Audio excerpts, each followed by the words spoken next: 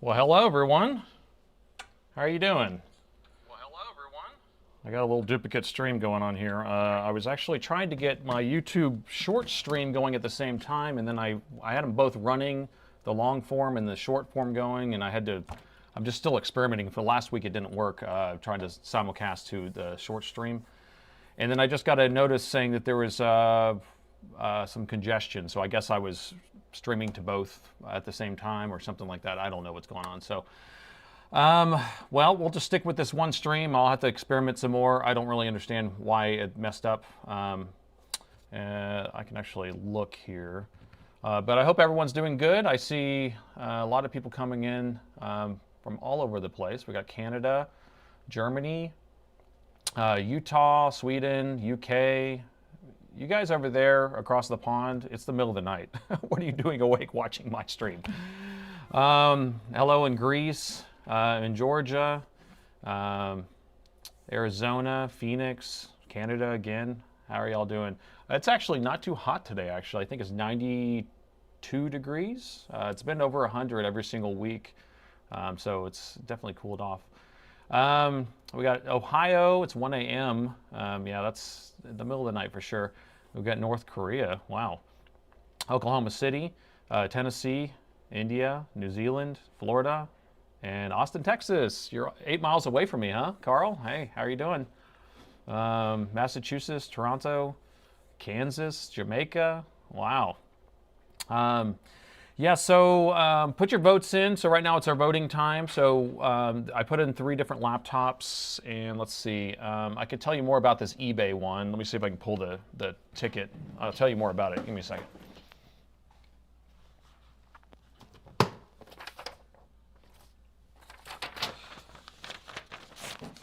So the first one on the list is the M17R3 eBay. I thought it was pretty funny. Here, y'all read this. And let's see what we got here. So, so he bought it on eBay. The person stated that they dropped a screwdriver on the laptop and then blew some smoke. So, I mean, this thing is probably just, I mean, I don't know if we can fix anything on it, but we'll see. So it's an as-is laptop on eBay, and you know, sometimes that's kind of entertaining to work on. So. We'll see. Let's see. So that only has 56%. Second place is the M17R5, No Signs of Life. And that one, I can't remember what the exact details on that one is. I think the note is just like it doesn't turn on or something like that. And then the third laptop is the Precision 5560. That's going to be probably some sort of USB-C issue. So there's USB-C ports on that laptop on either side. And I think maybe one side turns on the laptop but doesn't charge or something like that. You know, their messages are kind of vague. So, but this one could be kind of fun. I don't really know. I mean, you know, we'll probably work on multiples anyway.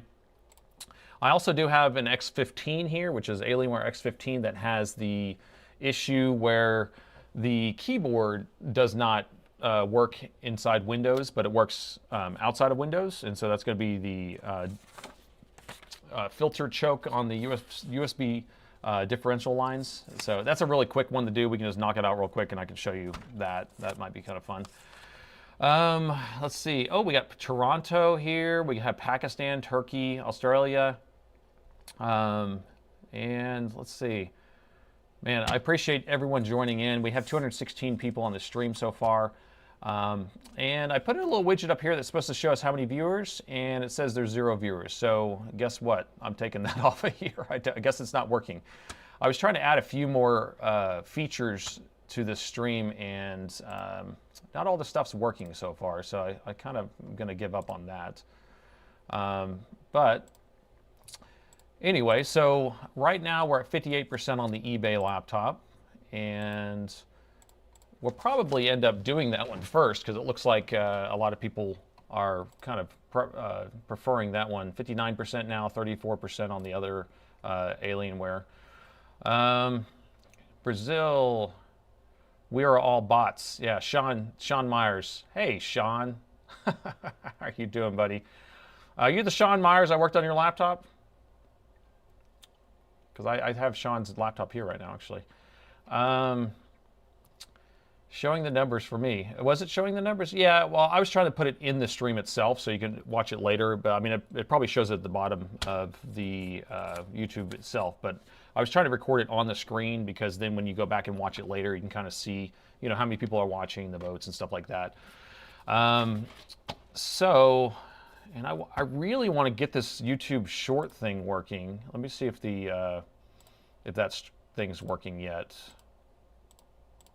So I want to turn that on and see if I can actually send the stream to the YouTube Shorts. Here, let's actually I'm going to try something real quick. Give me a second. No, that's not working. Public. I don't know. I even tested this multiple times last night and earlier, and so I was like, okay, I got it figured out. I set up 2 streams. I set up a YouTube long stream and a YouTube short stream. I put the keys in there and do all that stuff. So anyway, y'all don't need to hear anything like that. We're just going to stick with what we know. So it's almost 10 after 6 here, and most people are voting for this Alienware M17R3 as is that has the magic smoke that came out. We have 157 votes out of 238 people in the stream. If you want to vote, vote now. I'm going to do it for another couple minutes, and we'll take a look here. So that Sean... Yeah, I was trying to figure out, we were all bots, Sean. Yeah, I have a Sean Myers laptop here, and I just installed Windows on it, and we had to do a motherboard replacement on it because I couldn't fix the board. And I sent off the laptop to him, and then when it came back, I believe this is the same laptop I'm thinking of, but anyway, I sent a laptop off to him, and then it ended up the palm rest was kind of bent, and so when I screwed the board down, it kind of like torqued the board, and it broke a whole screw post off the board, which broke the layers of the board, and it blew out the board that I just installed. So I took a loss on that. I had to fix the palm rest so it wasn't bent and then put a new board in. So it was another. Oh yeah, yep, that's him. Yep. So. Anyway, and so right now I have it on the bench installing Windows for him because he didn't have Windows operating system. So, well, anyway, so we're at 61%. So that vote's actually going up on that. So everyone wants to see the eBay one first, and then we'll move to the 17R5 next. I'm going to close the poll out. Let me grab that laptop, and let's take a look at it.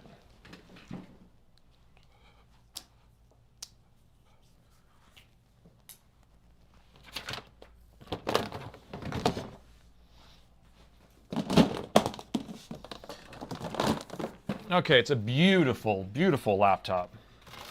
M17R3, they are good-looking laptops. He bought this on eBay, and the person told him that they just dropped a screwdriver on it or something and burned something out. So did you guys want to read this note again? That way people who are just joining. And I need to update the note down at the bottom of what model we're working on. So let me do that while y'all are reading this.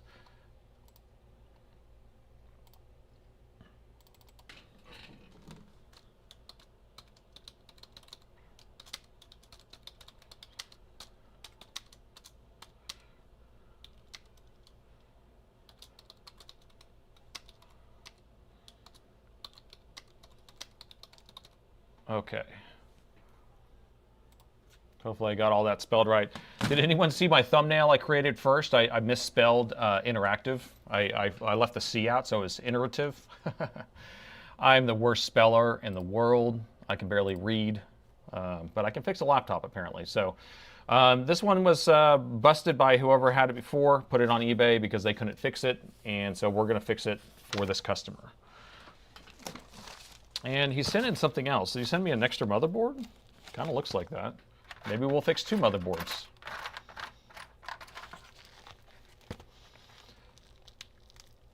That's your laptop? It says how do you say that? Lapa 1? Is that yours? Your M17? Well, we get to work on it. So we have the customer in chat.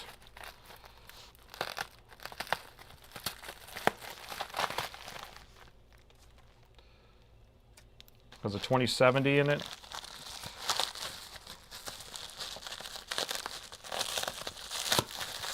Okay, and we got an extra one, an extra motherboard. Oh, if I can get it out of here. Brian, I appreciate buffering. Are we buffering? I don't want to buffer. Okay, so we have an extra motherboard. And now it's buffering. Great. Oh no, it froze. Stream crashed. We're back. Are we good? I mean, I'm not seeing any issues on my side, so I don't really know what's going on here.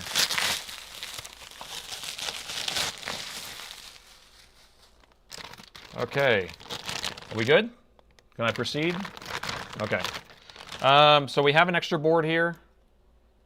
I know these boards very well, like the back of my hand. So this should be pretty easy. I think, did he have a note saying to fix both boards? I can't remember about that. I'm not sure. Yeah, because I think there was one person who sent in an extra board and wanted me to fix both of them if they could. So, Soren is trying to hack the stream. It'd be cool if Soren joined in, huh? Right, Dave? Dave, did you change your name?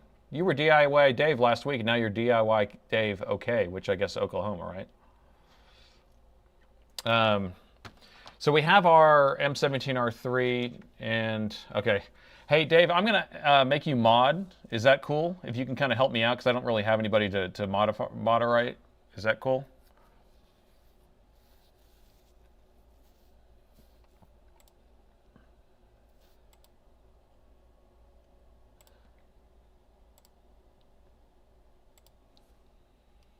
There you go.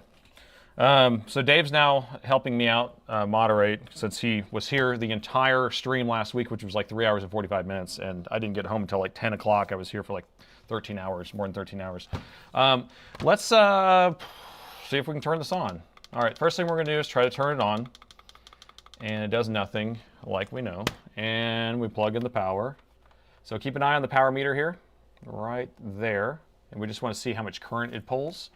0.23 right out the gate is not good. 0.13 is not good. That is what you classify as bad. Did Soren finally get his 10 amp power supply? Because I know he's been talking about it. But what we see here, whenever we plug this in, so this should just jump up to 0.01, 0.02, something like that. See how I plugged it in, it went straight to 0.23. It then is resting at 0.13. That's no good. So we have an actual shorted component on the board. It's going to be probably on one of the lower power supplies. It could even be on the EC chip or something like that. But it's not going to be on the main power rail, or else it would short the whole rail down. So we're going to open up the bottom.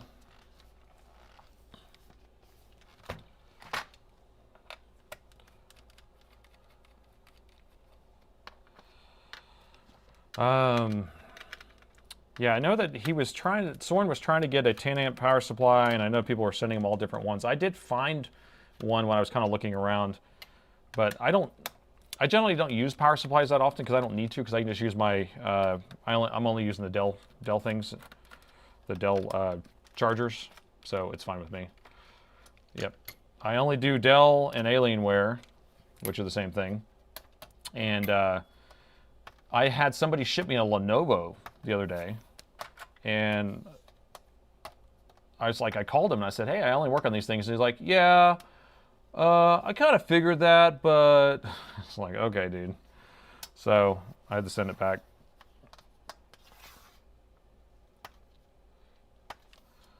I just want to open this bottom. I can't get my nail in it.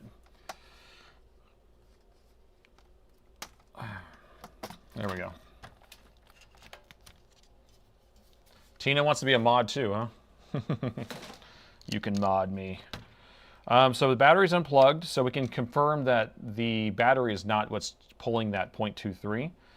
We can jump straight to a thermal camera if we want.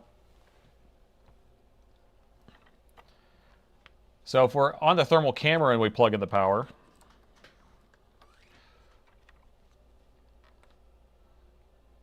we see where it's getting hot. So somewhere around there, right? And if we look at what that is, hey, Dominique, thank you. Any donations to the stream does not go to me. I put it towards the repair, the customer. Just goes straight to their donations for them. So anything that y'all see, or anything that you donate to the stream goes to them. I don't keep a dime of it. What I want to look at is what's getting hot. And when we plug this in again, it's somewhere around here. And I think it's just this LDO. So this is what's getting hot, is this linear voltage regulator, or low dropout power supply. This is the LDO. Where's my probes here? So we should have 19 volts on one side and 3.3 on the other side. So if that thing's getting hot, it's supposed to get hot, but it's not supposed to get to 60 degrees, okay? Which is like 200 degrees, or what is 60 degrees C? I don't know what that is. It's a lot. It's burning hot. We also have some heat on this chip next to it. What is that? Somewhere around here? Yeah. This one. Ah, what is that chip? We know what that one is. That's the EC chip.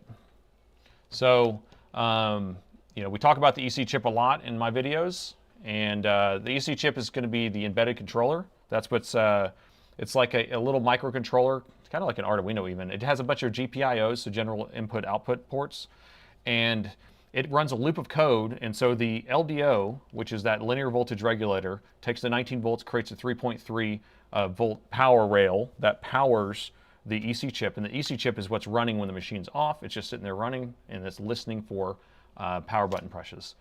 Gordon, thank you. 141 degrees is what that LDO is heating up to. So that means that our EC chip is blown. Did we change an EC chip out last week? I think we did. Huh. Okay. Well, we get to do another one, I guess. So I'm not surprised that that EC chip's burned out. And this is going to be a BGA package, so it's going to have all the ball grid array underneath it. So a little more complicated to change out. And we can go through and try to reball one today. I reballed one of these yesterday because I had to change one of these out yesterday, actually, on a different board, but same chip. And I have a new balling jig that holds it, holds the chip, and I like the way it holds it, but I was still having issues trying to get it to get my balls in the right spot. That's so bad. But we can try doing that same method where we pull one off, put one on. I have some new ones that are already balled too, but if we're going to be doing this, we might as well kind of do it the harder way and the easier way sometimes. Hey, Ted, thank you for the donation. You love the great education. Yeah, thank you. I'm doing the best I can. Okay, so this eBay purchase, David, thanks for the donation. All donations are going to this customer, so I appreciate this customer appreciates you. So, yeah, this eBay laptop is destroyed, but we'll be able to fix it, right? So, wait, I'm not complaining. Don't complain. So I'll just take off this EC chip, eh? Let's do it. But I'm going to take out the motherboard. So you get to see me turn screws. So you guys can ask some questions while I'm taking this apart, because I don't want to take out the EC chip with it in the machine. So what's my opinion on Vostros? My opinion on Vostro is it's not a laptop. Vostros are kind of a sub-brand of the same model of laptop. So Dell makes like a Latitude, they make Precisions, they make Inspirons, XPSs, things like that. Vostros are just a reskin of a cheaper version of one of those laptops. So my impression is they're cheap and crappy.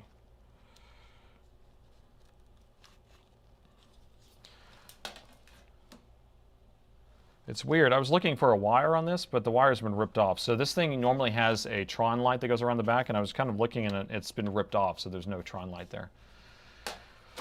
Does the Dell XT? Yeah, the XTs don't exist anymore. I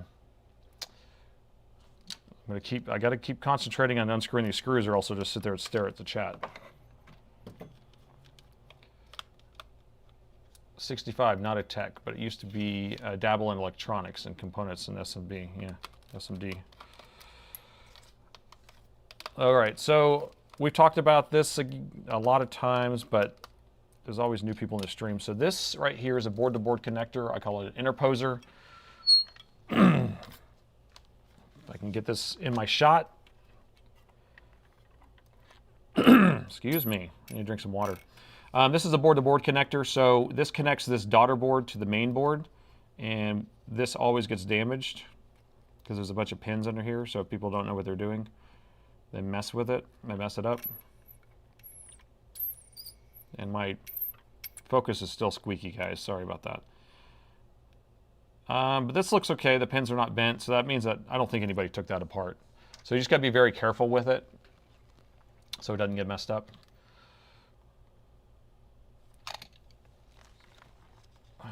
Fearing a dead EC chip. We definitely have a dead EC chip. I'm not fearing it. It has happened. It is dead. The short is inside the EC chip. So the reason why I know that the EC chip is dead, well, there's two reasons.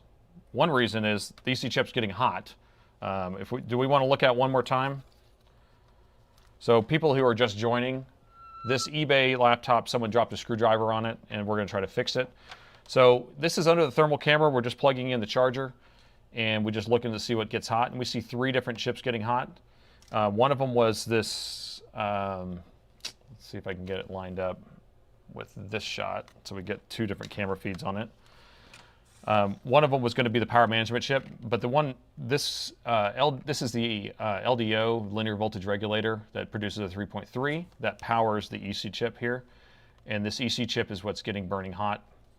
Well, the LDO is getting hotter, but if we take that out of the picture, that's getting 52 degrees. So we know that this LDO is having an issue trying to power something. And so we know that the EC chip's getting hot. So we know the EC chip is probably just bad, and then the LDO is just struggling. That's all. So that's why I know.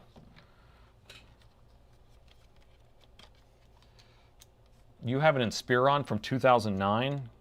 I have to say congratulations. That is awesome. That's crazy. Tom Hanks? Did Tom Hanks die? That's crazy. Is that true? Oh, man. Well, that's no good. Oh, okay. Thank you, Dave. Dave's in charge. Why would somebody put that in there? I was like, we just watched Forrest Gump last week.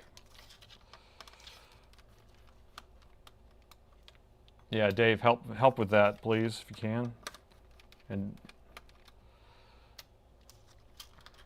all right, I'm just getting this board out, and then we can remove that EC chip. We'll put a new one on. Now, if we pull one from another board, we can take one that already has programming on it. If we put a brand new one on, then we'll have to program it. It just depends on which route you guys want to go. If you guys want to do the old programming the EC chip route, or if you want to do the just pull one from another board that already is programmed route, either way, we'll get it working.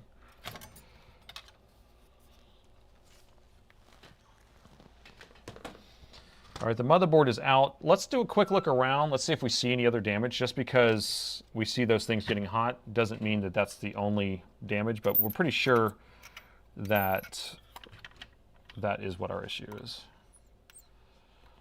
So I wonder where he dropped the screwdriver at. We see some marks there. See something there. What is this?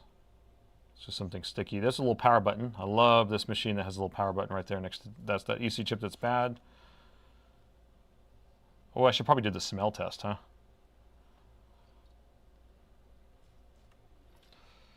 See, I'm trying to get on top of this, and it's creating all these reflections, and so it's not as bright. But if I put this at a tilt, now if I tilt it, it's much brighter. So I'm going to lower myself down so I can actually get into the viewfinder, and then we'll just continue this way. There we go. That's much brighter for you. Okay. Scream out if you see something.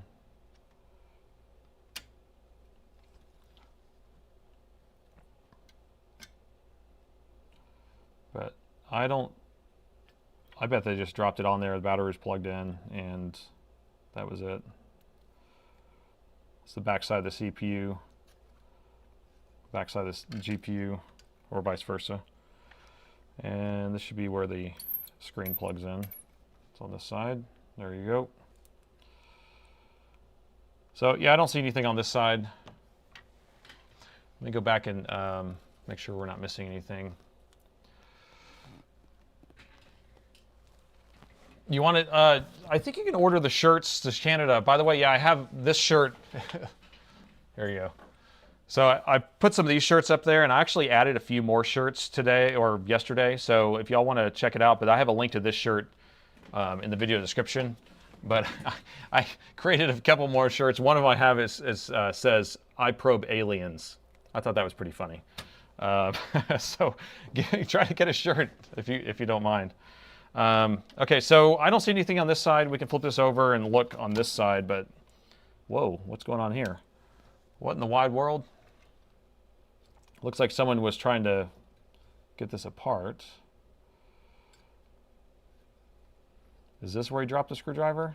Look at that, that's crazy. Maybe he was trying to unscrew this and it slid? I don't know. Should we take the heatsink off? Probably should.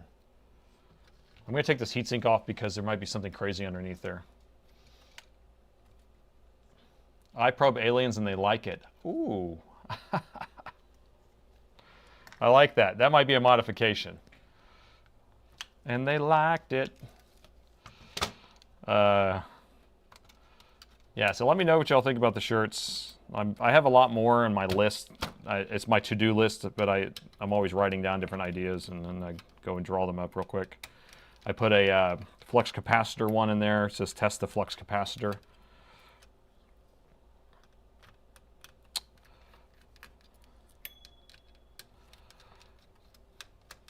It's a great looking shirt. Yeah, it's nice and clean, right?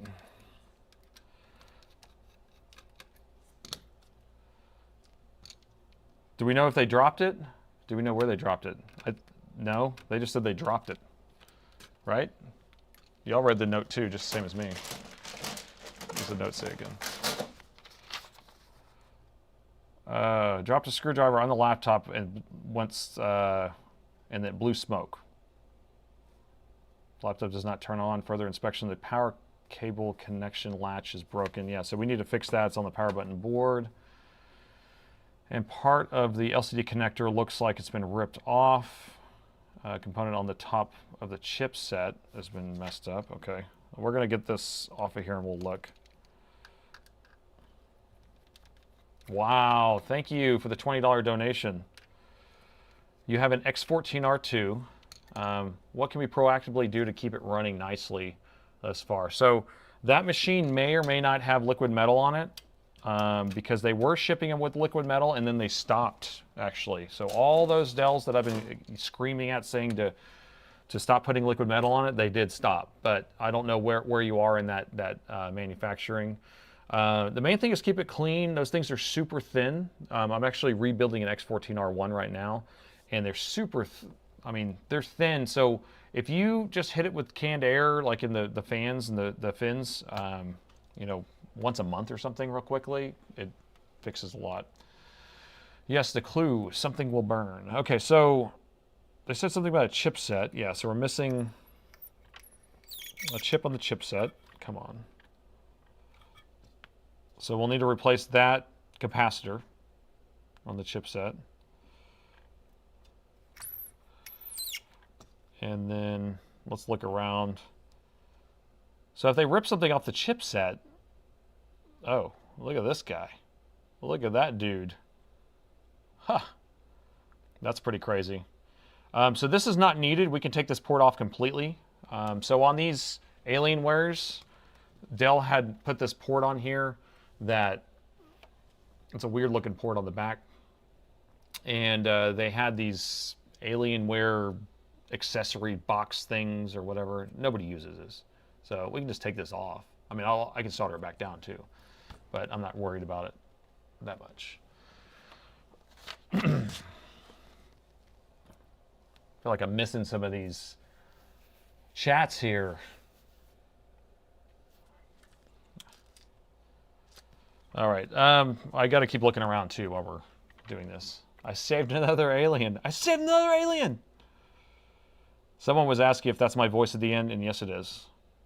It's not a younger me or a younger person. It's me doing the voice. And on my shorts, that's me doing the voice too, in my announcer voice. New day, new laptop to repair. And I'm just a man of multiple voices. So there's that chipset. We gotta look for some burn or something. It's probably just arced and then sent the voltage to the EC chip.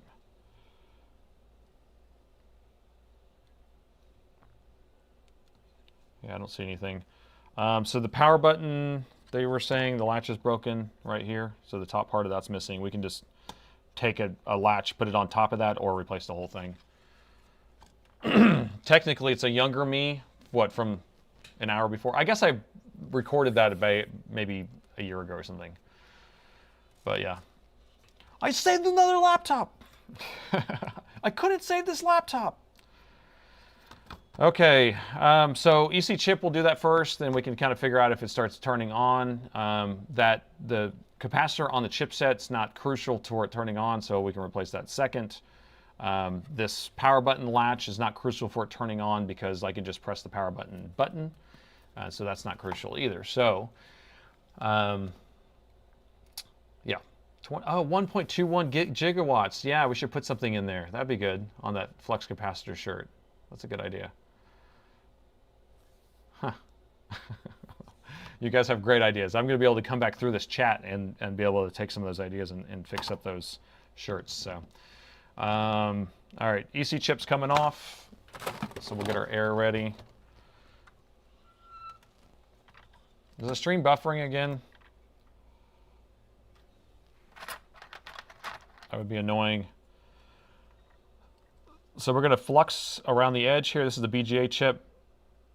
And I'll go ahead and do a clean pull. Oh, sorry about that. So I'm going to flux around the edge here. I'm going to try to do a clean pull where we just pull it straight up in case we want to just transplant it. But I think that we're going to try to reball something just for fun. All right, so I'm doing 450 C at 60% air. This board's pretty thick, so I'm going to preheat this area and see how I'm getting the flux to go underneath it. That's what I'm working on and kind of trying to keep it underneath there. And then I'm just preheating the board. This right here, I'm going to end up melting that button, so I need to cover that up actually.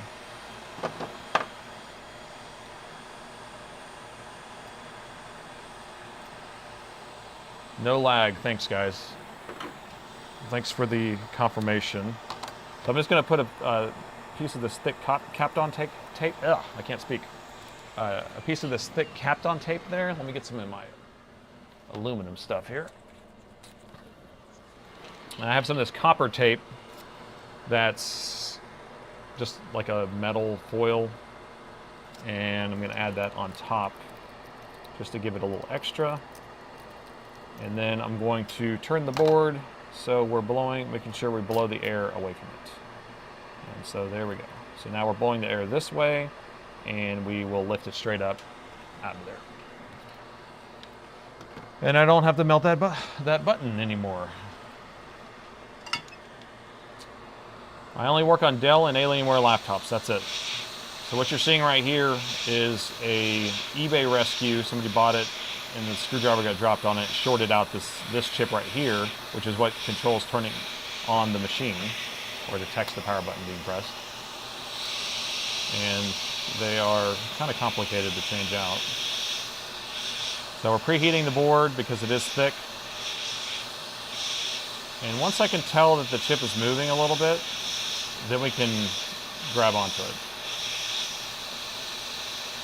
Not moving yet. And I want a little more flux under there. So anytime I'm moving it around, I'm not seeing a bunch of flux coming out. That's what I want to have, that coming out of there. There we go. And the flux just helps the solder flow, if you're wondering.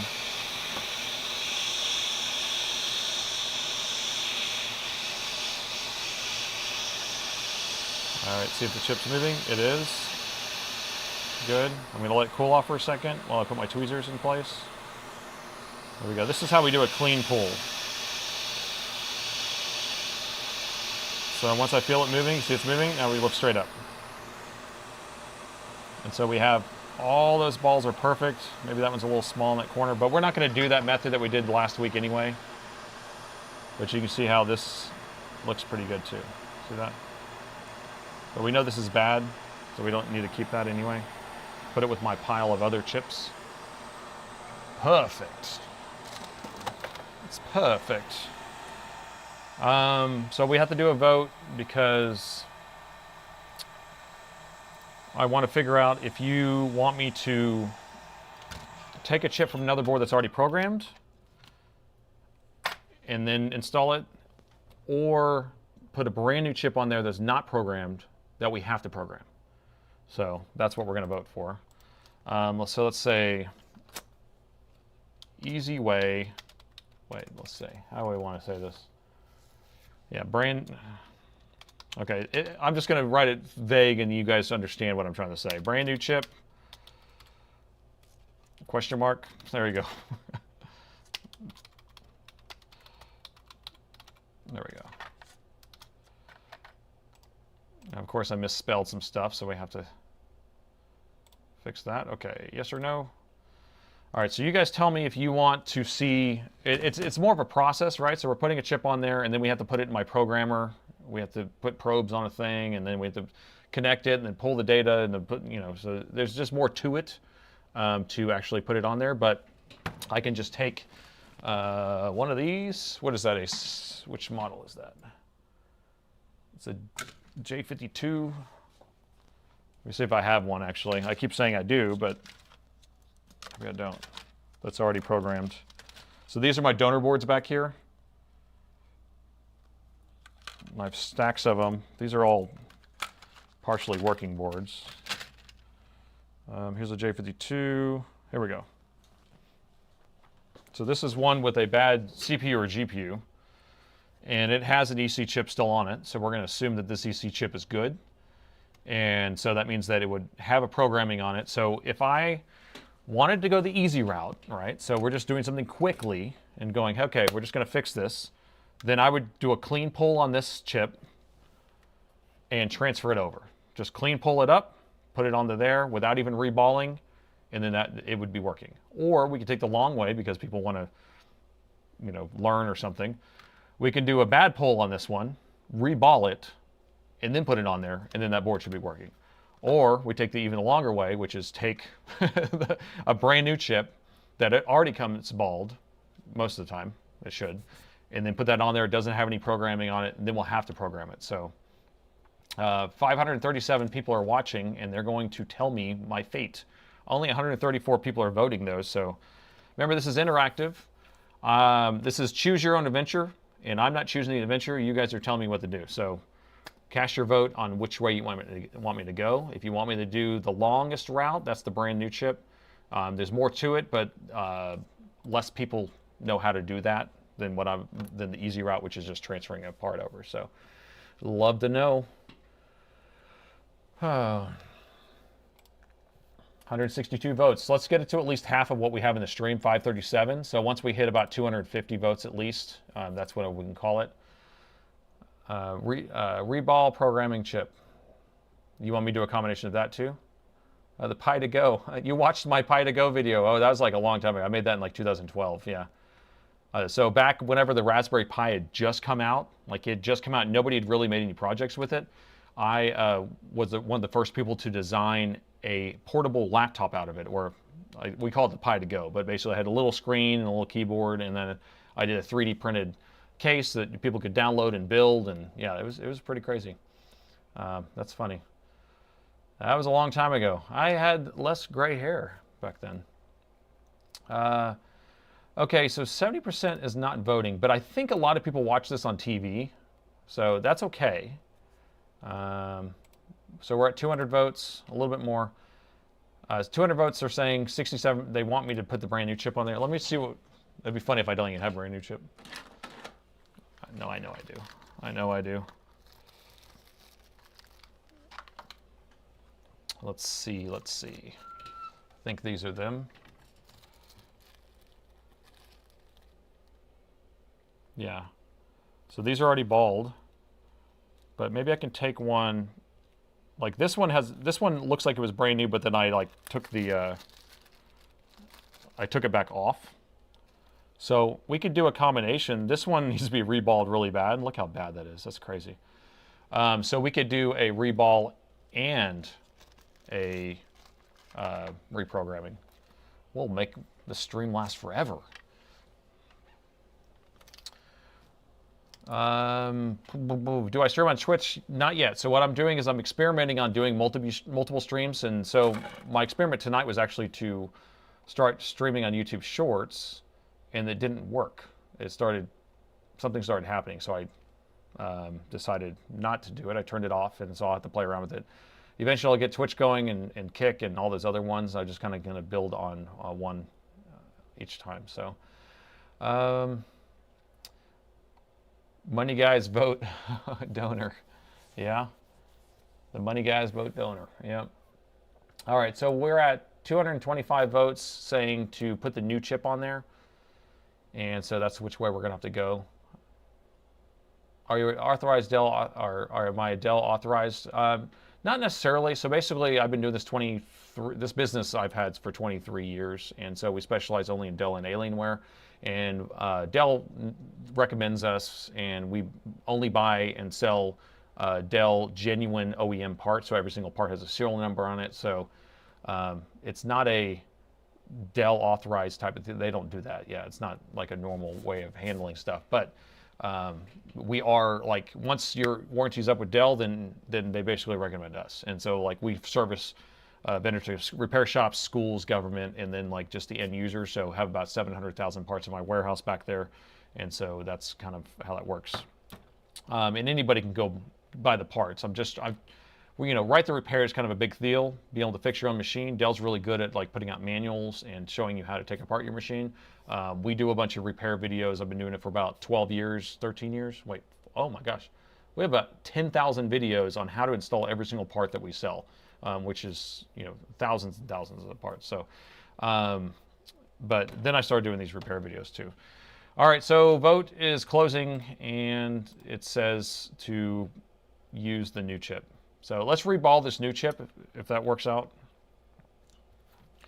and then we'll program it.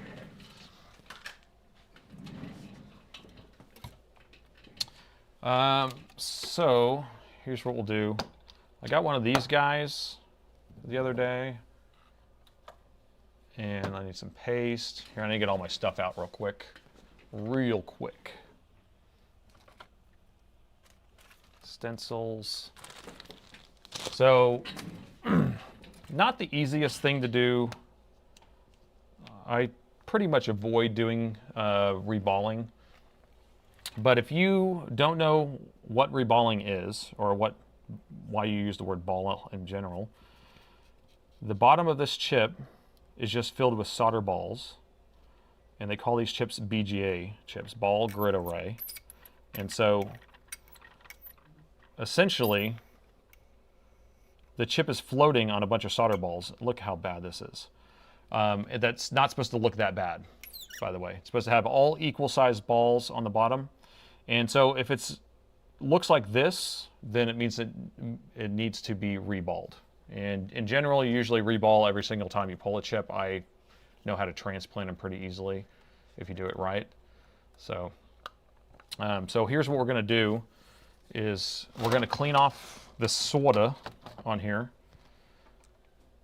and then we will, blob goes away, BGA, and then we'll try to reball this.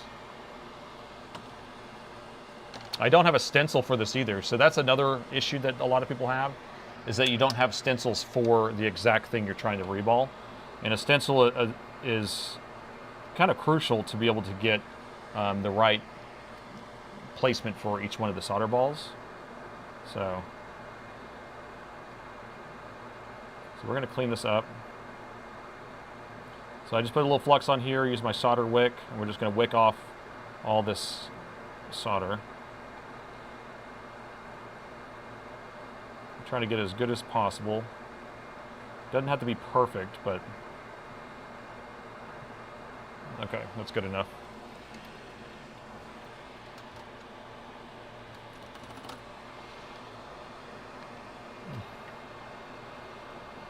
All right, and this is just isopropyl alcohol. Make sure that this little holder stays good. There we go. All right, so this is the new little holder I bought. I thought it was pretty neat. Oh. So I bought this, and then I think NanoFix, if you'll watch his channel too, he just got one of these too. It has a little spinning thing, which I think is kind of pointless, but yeah, this is actually pretty nice.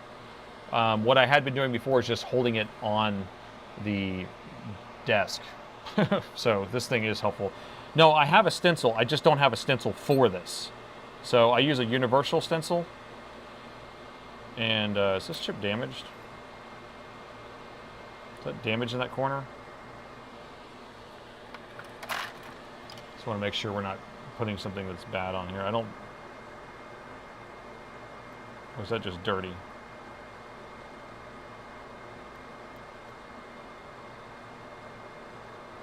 I think it's okay. Anyway, yeah, so I'll show you what I mean by the stencil. So I have these universal stencils here. And a lot of the, like this one's for like an iPhone or something, I think. I don't even know what it's for. MacBook. It's for a MacBook. So it essentially has a number of different sizes and holes and stuff on it like this. So this is the one I'm using. And so there's a bunch of different ones on here like that. And so this one fits it just fine, but it's missing one of the holes. Oh my gosh, this reflection's killing me. Let's see if we can get this right. There we go. So this fits on here just fine. See how it goes over the holes just fine? But then we do have, it's missing one right there. So all we have to do is just add one ball because it's going to be missing. So I'm going to try to tilt this light a little bit more so it doesn't reflect back in. I'm going to have to lower my chair down in order to get the microscope correct. And I need to clean this off, this stencil, because I used it yesterday and I didn't clean up after myself.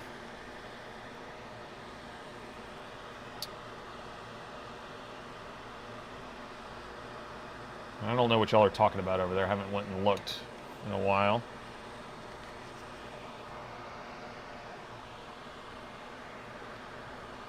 Use an anti-glare light. Yes, I will go buy an anti-glare light, or I could just do it in an angle. You know, I don't want to add any more stuff. The anti-glare light is only whenever I'm getting on top of the microscope and looking down.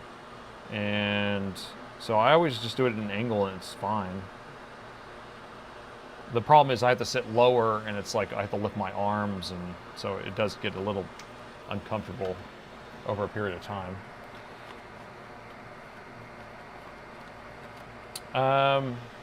So Bob, we're working on an Alienware 17R3 that was purchased on eBay. I have a little sign on the screen there.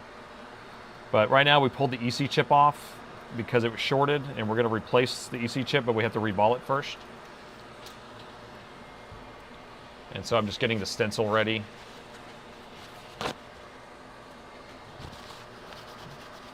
I guess I could turn off the fan here. It's making a bunch of noise. There we go. Sorry about that. All right, so this is what we're trying to get to, is trying to get this stencil lined up. Let's see how zoomed we need to be. that. And then this is the stencil we're going to use.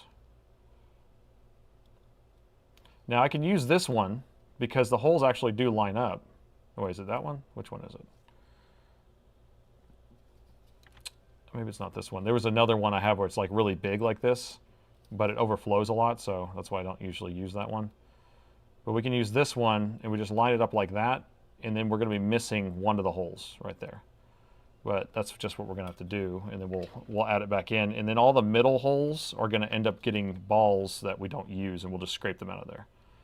So the trick is trying to get this all lined up right, and then trying to hold it down while we're going to put this solder paste in here. So we're going to use this stuff. This is some 180 degrees C solder paste that we'll just wipe into the holes. And then we're going to use low air pressure and heat. So I'm going to set it to like 300, but I'm going to put the air pressure down to like 30 or something like that, so it doesn't blow really hard. And then that way we can try to get the balls to go down in there. The main issue I have is that the stencil wants to slide. So anytime I get it on there, if it slides just a little bit, then you start over. So yesterday when I was doing this exact chip, it took me 6 times to do it. So we're going to try to hit it in one try. But I did a chip the day before, and I did it on the first try, so I don't know. I don't know what's going on. I'm just trying to clean off these tweezers. So these are special tweezers that I use to hold down this stencil. All right, so here's what we're going to go with.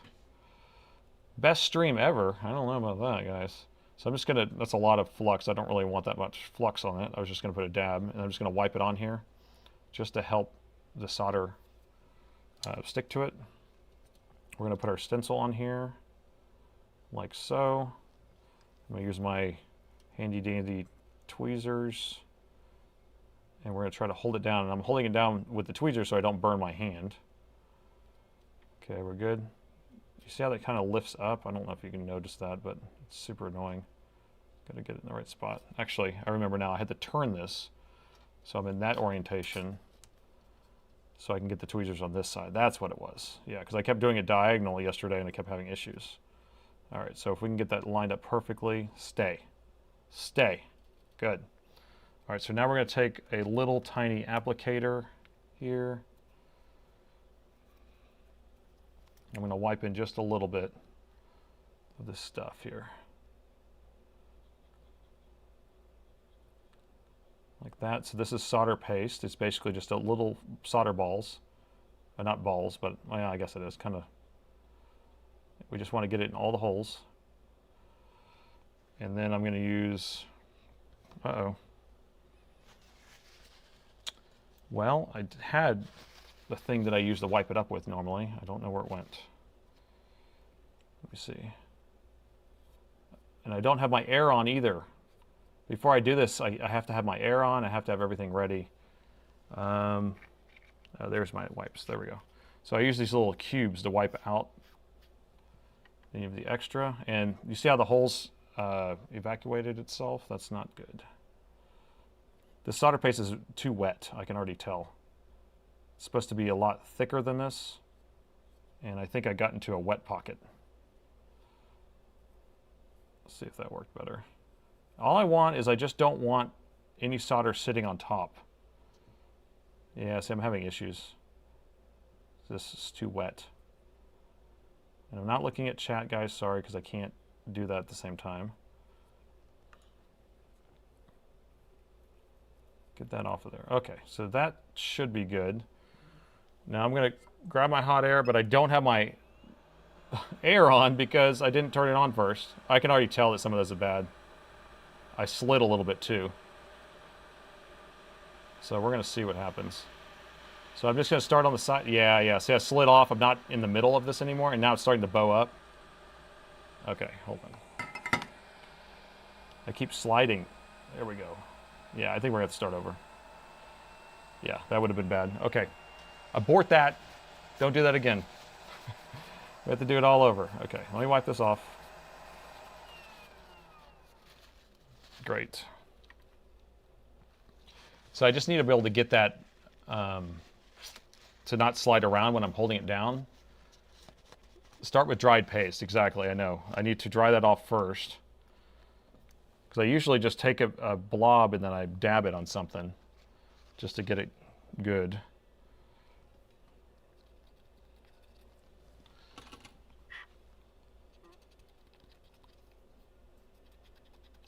Okay, let's try that again.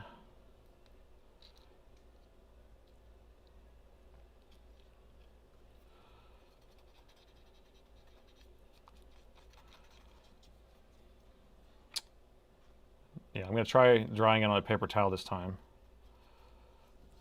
Okay, so I don't want too much flux, just want a little dab. Okay. I don't know. All right, so let's see if I can dry this paste off on a paper towel instead. See, because it looks so wet.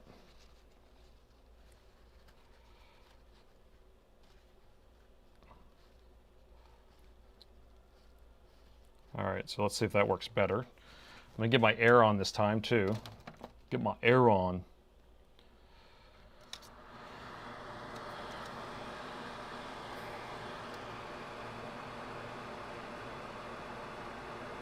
All right.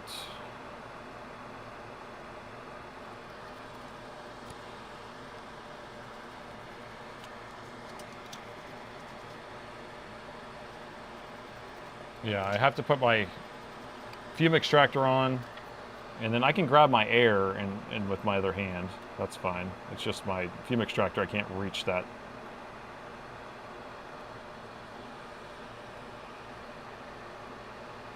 Okay, see, I hate how it slides. I wish there was a way to make it where it doesn't slide. So I'm gonna get that in the right spot. Stay. Stay, Fido. See, it still wants to move.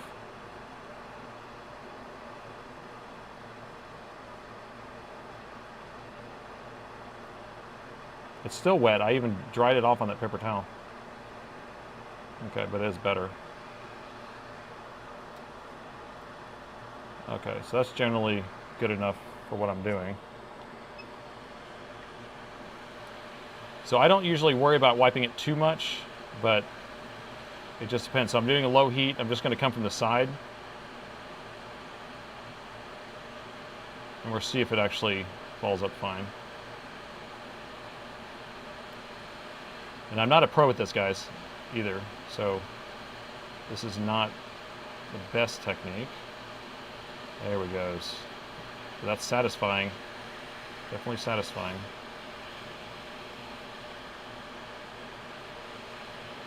Why can't I get those corners? There we go. I think it moved. It doesn't look good to me. Looks like it moved.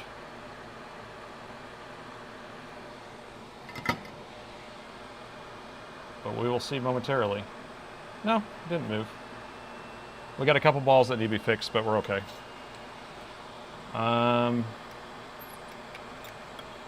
So could we see it?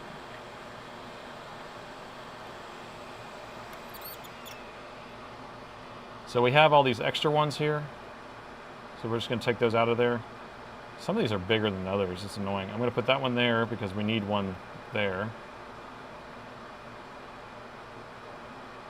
Yeah, I'm not happy with this. Looks bad. Why did I say that I was going to do this?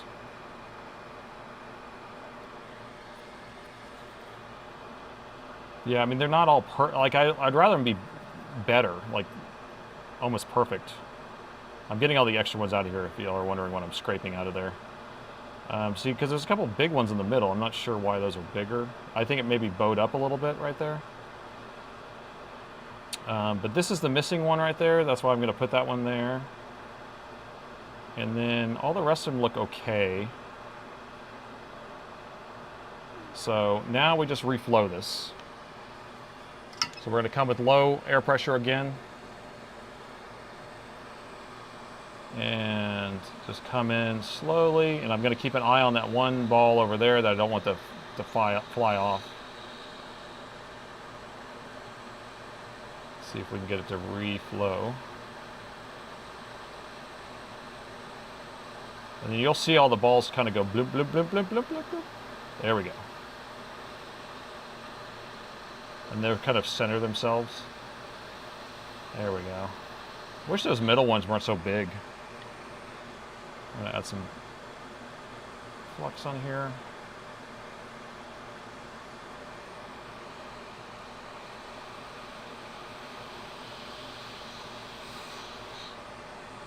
Okay. Yeah, I think it's good enough. Not the best job, but I think we're okay. So, without having to do it 5 times, that is done. So, let's see. I missed all the chat, guys. Sorry about that. It's just really hard to look up and do it at the same time. Can you hold the stencil down with a screwdriver, or screw down the stencil? Not on this little holder. So I have a stencil thing, blah, blah, blah. Where is it? So I have this type of stencil. This is a balling jig, but you hold the chip in there, and then you have to have a stencil that is exactly for what type of thing you're doing. Like this is for a memory chip. This is just a big wide stencil. And then you would roll balls, actual solder balls onto it. So that's what this setup is, and it's not the same, and it's a lot easier to do it with these, but I don't have an exact stencil for that. That's the problem. So you kind of have to, you know, mess around. But I think we're good on that. Yeah, you think it looks fine? I think it looks okay. There's a little picky on the balls sizes in the middle, that's all, but I think it's okay. So I'm just going to clean that up.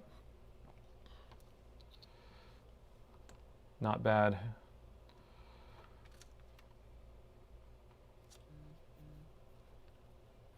All right, 4th attempt, get a magnet stencil. Yeah. Oh, all right, so yeah, jail, that's a good idea. I could just get some made. It seems like somebody would make this. This is a KB9542 GF, and it's the same pinout, I think, as the E and also as the G. But I don't know why there's not a stencil out there on the AliExpress, on the old AliExpress choo-choo.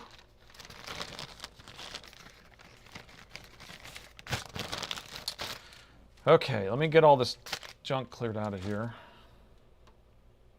That goes there, there, there.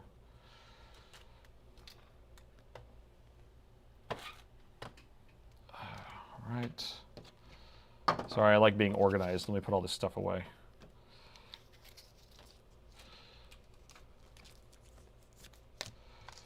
Well, if someone would make that, I would buy it. How's that? So if someone wants to design one, I will buy it. It goes in the 90 by 90 holder. That would be perfect.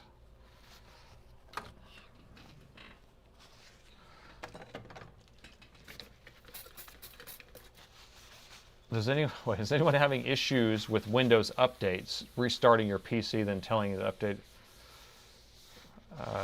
and shut down? I mean, did you know yesterday was, or I guess this morning, was Windows Update Tuesday?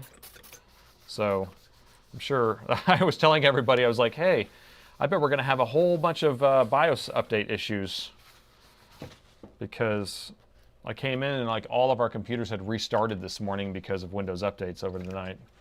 And so I'm assuming they bricked a bunch of computers. So, okay. So now we will prep this board. So here's where the EC chip was, and we need to clean off of these balls. These balls are so perfect, though. They're so perfect. I feel bad just taking these balls off of here, but we have to clean them off if we want to put new balls on. All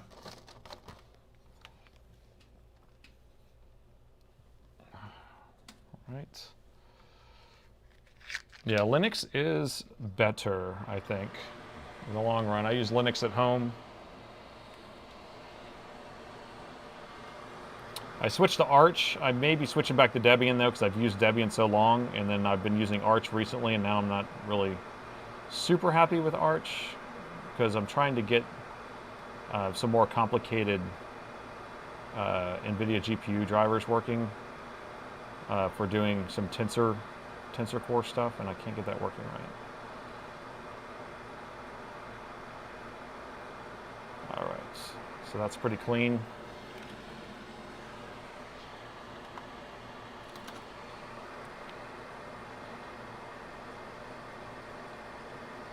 All right, so we got that cleaned off. We're ready for a marriage. We are going to marry the chip to the board. Do you, M17R3, take this EC chip to be your new master? Do you promise to obey its command to turn on? Let me get all this fur out of here. Those Q-tips, man, I tell you. They need to make some Q-tips that don't have all the fur on it.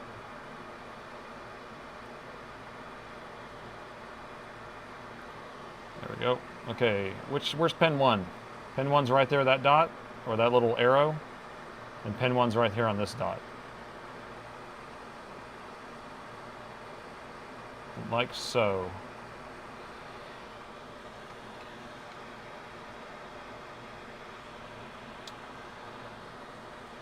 Do you accept these balls to be self-evident?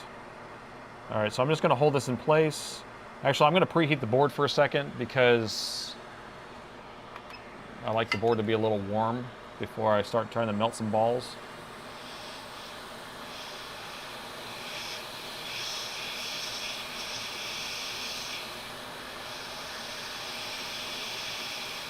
Okay. Now I'm going to place that in the right spot. So I'm not holding it down. I'm not pressing down on it. I'm just kind of holding my tweezers on the board. I'm pressing down more with the tweezers and just keeping the chip in place. And all I'm trying to do is get it not to blow away until we get at least a couple of solder balls melted. There we go. Oh, did it? I think it laid in the wrong spot. Oh. Well, we will see momentarily. So I'm going to add flux, and then hopefully it will move itself to the right spot.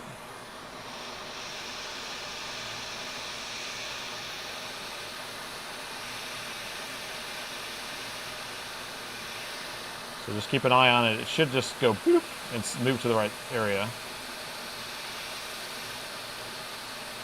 I did. Perfect. See that? It wants to sit here, so I'm just tapping it. So we are good. It's just a little outside the lines, so that's why I was like, oh, is it in the wrong spot? But I guess their paint isn't perfect. Do we align the pins? We just aligned to pin 1, so we have the dot on the board and the dot on the chip, so that's pin 1, and then everything else would be fine. Them screwy balls. Okay, I'm gonna let that cool off for a second.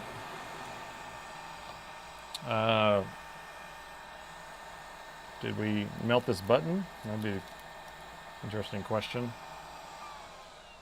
Did we protect the button? It's not a big deal if we do melt the button, but I melted the top of it off. I always do this, always. So this is the metal film, that's fine. This is just a piece of plastic that kind of goes over it. So the button still works. It's just the prettiness is gone. So this protection did not work because it didn't. Pretty much every single time I change one of these, I can never protect that good enough. I don't know. It's okay. Just a happy little EC chip. Always protect that button. All right, so this is cooled off. Yeah, it's cooled off enough. What are we gonna do?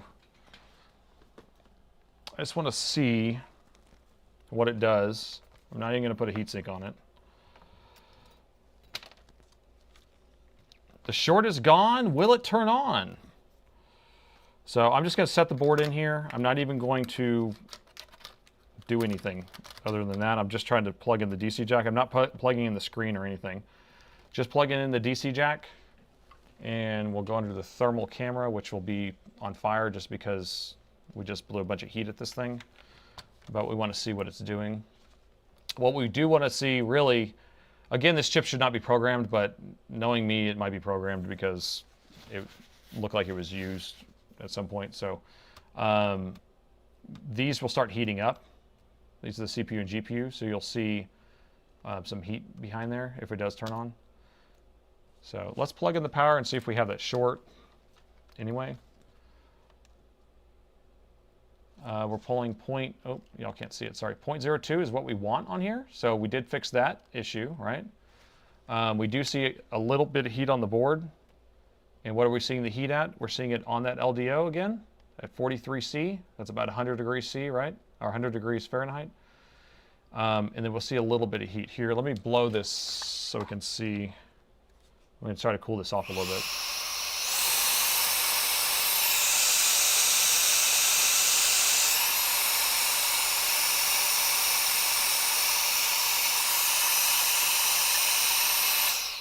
All right. So the machine's not on, but we just have the power plugged in. But now we can press that power button that we have, which is right there, right? So I'm going to press that power button. And keep an eye on the power meter. 3, 2, 1.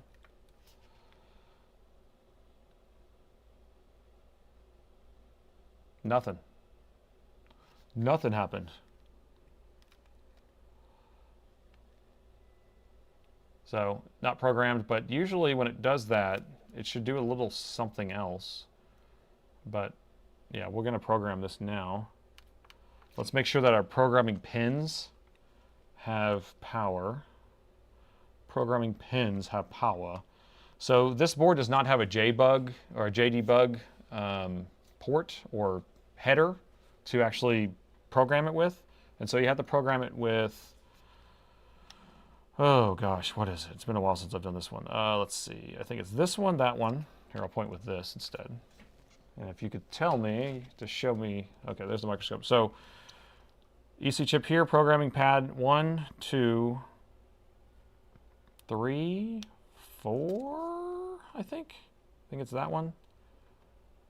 That's just going by memory. So I think it's that one, that one, that one, and that one. So that's what we're going to try to hook our probes to and program it. But I want to make sure we have voltage on those because otherwise we may be spinning our wheels. So we're going to look at my meter. We should have 3.3 on each one of these things. 1.9 does not look like enough. 0.2, but it is pulsing. 0.2, might be okay. Let me unplug it and plug it back in. I did power it on, so it should have shut that off. Okay, so there we go. 3 volts, 3 volts, 3 volts, 3 volts. Okay, we're good. We are good. Okay, so now we're going to program the board, EC chip. Remember, we put something on there that was blank. So right now, this microcontroller, this embedded controller, EC, does not have a loop of code that it can run that goes to this board at least, or it's completely blank. And so we will have to put that firmware on there. And so let me grab my programmer.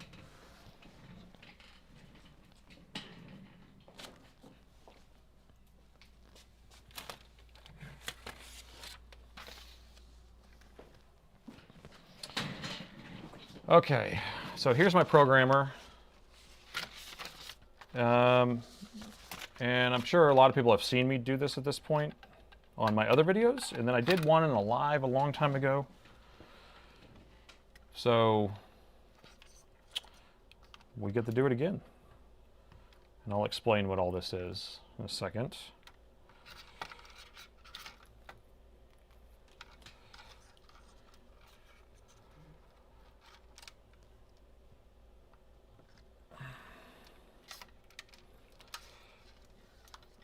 Okay. And so for those who have heard of a frozen BIOS or a CMOS reset, this machine is incapable of doing that.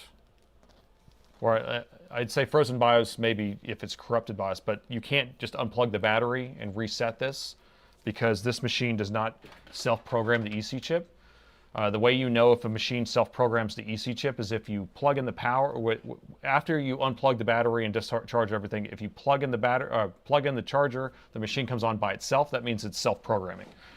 If it doesn't do that, then that means it's not self-programming. It means that the EC chip is programmed and you have to program it manually. So, so what I have here, this is a PC Bytes, is that what it's called? PC Byte probe setup. And these are needle point probes that are weighted. So this is just a needle point like that, and they spring. And then I can hook my wires here, and then these are weighted ends. And I'm able to just set them down onto those probe points, because if I had to solder onto those, they're too small. It's just impossible. I've tried doing it, and I have done it, and it's a pain. It takes for a long time. So I have a link to these in my video description if y'all want to take a look at them. You can buy it with this metal plate, and then it has these board holders, and then this whole setup here. And then this here is my EC programmer. This is a SAS programmer that is the, I can't remember. I can't pronounce it anyway. Don't ask me to read it. It's this model here. And I think I have a link in the video description for this, but it programs all these different EC chips and screens and stuff like that. A lot of boards, or there are a lot of boards that you can program through the keyboard header, but this board is not one. It's not even one that you can program through a debug header. They don't have one on this board. So we're going to mount our board in here now. No CMOS reset. Yep. So we have to actually program it from scratch. So I'm going to set that in here, just pinch onto the edge of this board, like so. All right. And then I want to get these probes in a good spot, because otherwise I have a hard time setting them there. That looks good. Okay. All right, so I have my cheat sheets. So these are for all different machines I work on. So these are the JDebug headers for like a lot of the Alienware X series or some of the other models. Here's an X17R1. Here's another one. This is another cheat sheet. So what I do is I print it out. And so this is the one we need, I think. Nope, it's not that one. It's this one. All right, so if we zoom into this cheat sheet, so this is only for the 17R3 and 17R4, wait, M17R3 and M17R4, M15R3, M15R4, same setup. So I just have, this is kind of my pinout, my colors of my wires, so that's going to be irrelevant to you. But so here's the EC chip, and then so there's a pad right here. I guess if we do the orientation that we're going to be doing, there's a pad there. There's those two pads, and then this other one over here, and that's what we're going to be hooking to. So we're only going to use 4 of them. There's actually 5 things to hook to, but we don't need to do it there. Okay, so we're going to do. Actually, let me write this down a different way, because I have a better way of doing it now. So KS5 is green.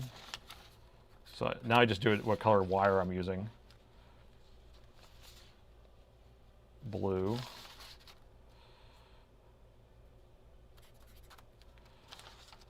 And then what do we got? 6 is yellow.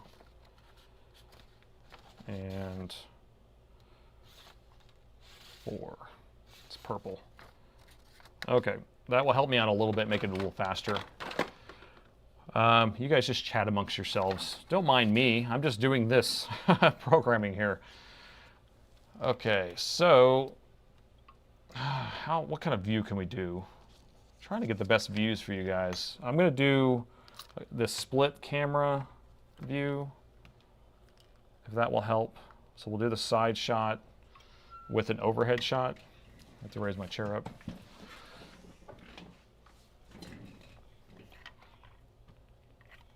Okay, let's see if we can do it like this.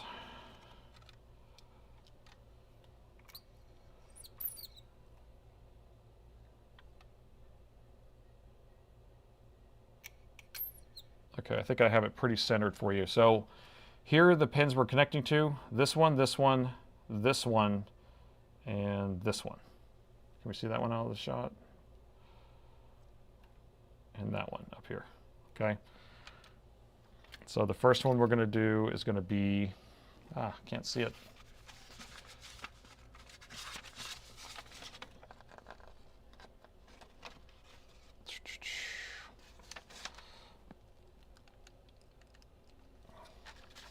We are programming this. Okay, let's do the blue first. So I'm going to put the blue, it's going to go on this pin right there. I got to get my blue wire hooked up to that.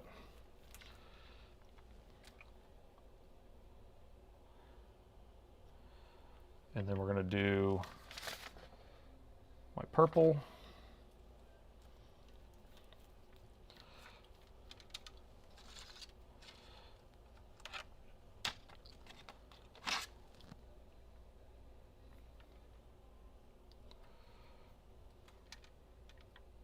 Yeah, it's so much harder if I had to actually solder to these.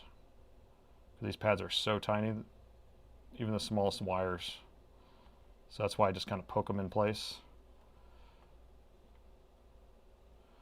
All right, and the next one is yellow. We're halfway there.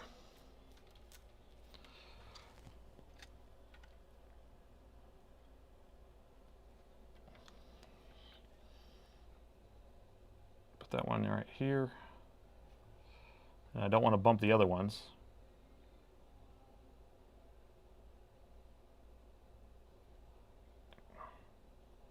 What I want to do is get in that solder ball, kind of press down on it. Come on.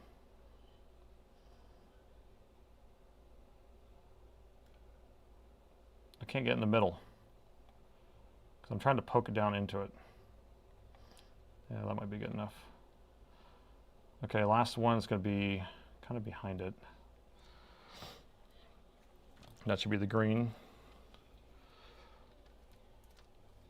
Yeah, these pokey things are very reliable. I mean, these are needle tips, so they're really, really sharp, and then they're weighted. So once I get it in place, I'm usually good. But it's hard in a confined area is the main issue. So I have to try to get it. Can you see this one I'm trying to get to in the back? Way back there. Okay. See, and I bumped that one. So let me get this one kind of standing up on its own.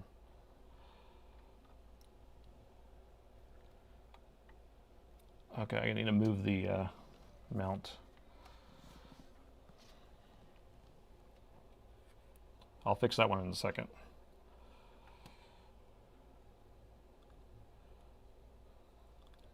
So what ends up happening is I hit these other ones.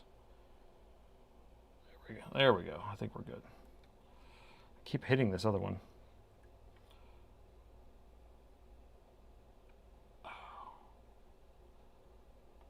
Okay, that one's there. So now we're going to move this one back.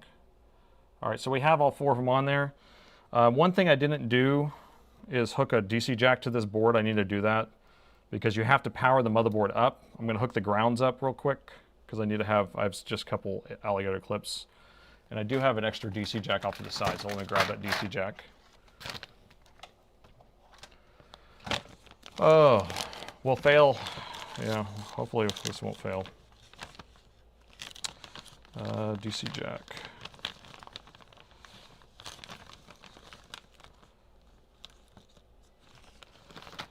All right, so we're going to use this one. All right, let me plug in our EC thing. I'm going to switch to, I think it's this view, and then I have, shoot, I can't remember what view I have, but I have to open that EC software real quick.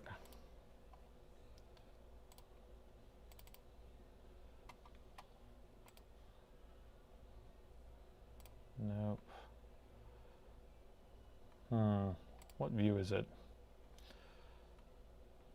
There it is. Okay. Y'all see that?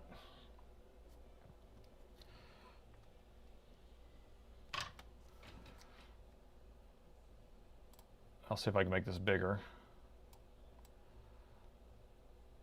Okay, so we're going to run this program here. So essentially we just select, we make sure that we're connected to the board. We need to select which board we're connected to, but this board is not in the list because you're not supposed to program it, but I know how to do it. So we're going to do, I'm just going to find the chip itself, KB9542 GF. I just find a board that has that chip on it. I'm just going to select that, and I'm going to say I'm soldering to the pins. It tells me how to solder it. And so now we plug in the motherboard. So I'm going to plug it in. Let's see.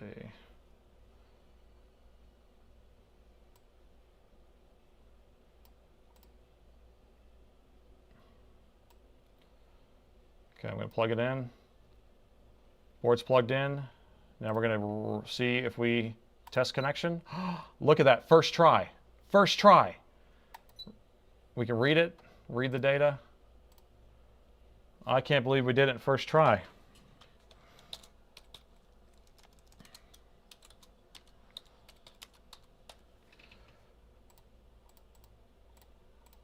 So I'm just going to back this up.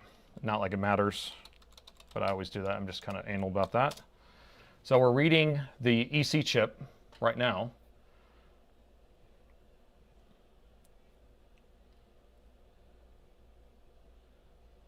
Have I ever replaced a CPU or GPU? No, I have not. Not something I'm really interested in. I have kind of been looking into, I've been watching Northwest Repair, GPU Repair. If you ever watch that channel, he replaces the GPUs a lot on those boards or on those cards. I find it interesting, but as for reliability and be able to do it on a, over and over again, it just seems like impractical, especially how much time it takes to do something like that and the odds that it is successful. So I should have one of these already in here, so I'm just going to pull up my M17R3 files here. And so this is an extracted EC-ROM from a Dell BIOS I downloaded from Dell, and I extracted all the contents out of it. So now I have a fresh one right here. We're just going to write that back in there. So right now we are writing back to the chip. And it's going to verify afterwards. Have I ever watched Greg Salazar's videos? Is his channel named Greg Salazar?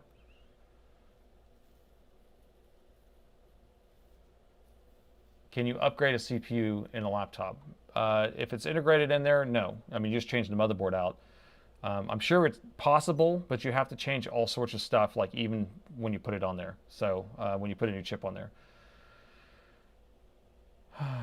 Yeah, we're still working on the eBay laptop. We just replaced the EC chip. It was blank. We have to program it, so that's what we just did. So it successfully has been written to it now. So now we can take all this stuff off. So I'm going to unplug the motherboard. I'm going to unplug my reader or my chip programmer. I'm going to lay these down carefully because I don't want to mess up my needle tips. And so we have the right firmware on there now. We have the new EC chip on there. I'll lay this out of the way. So if this doesn't work, then what does that mean? It should do something after this. But you guys know best. So I would love to know your thoughts.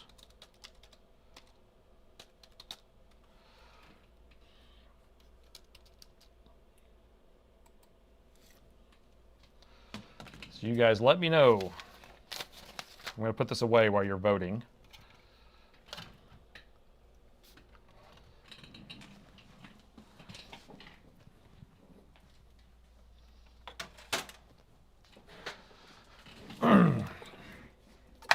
So this eBay laptop may be fixed. It may power on now with the power button.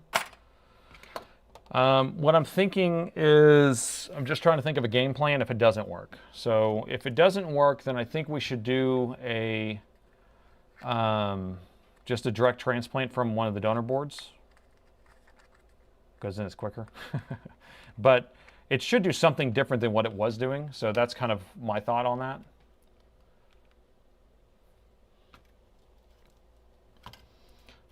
This is not an easy pizza. This is more like an easy lobster dinner, right?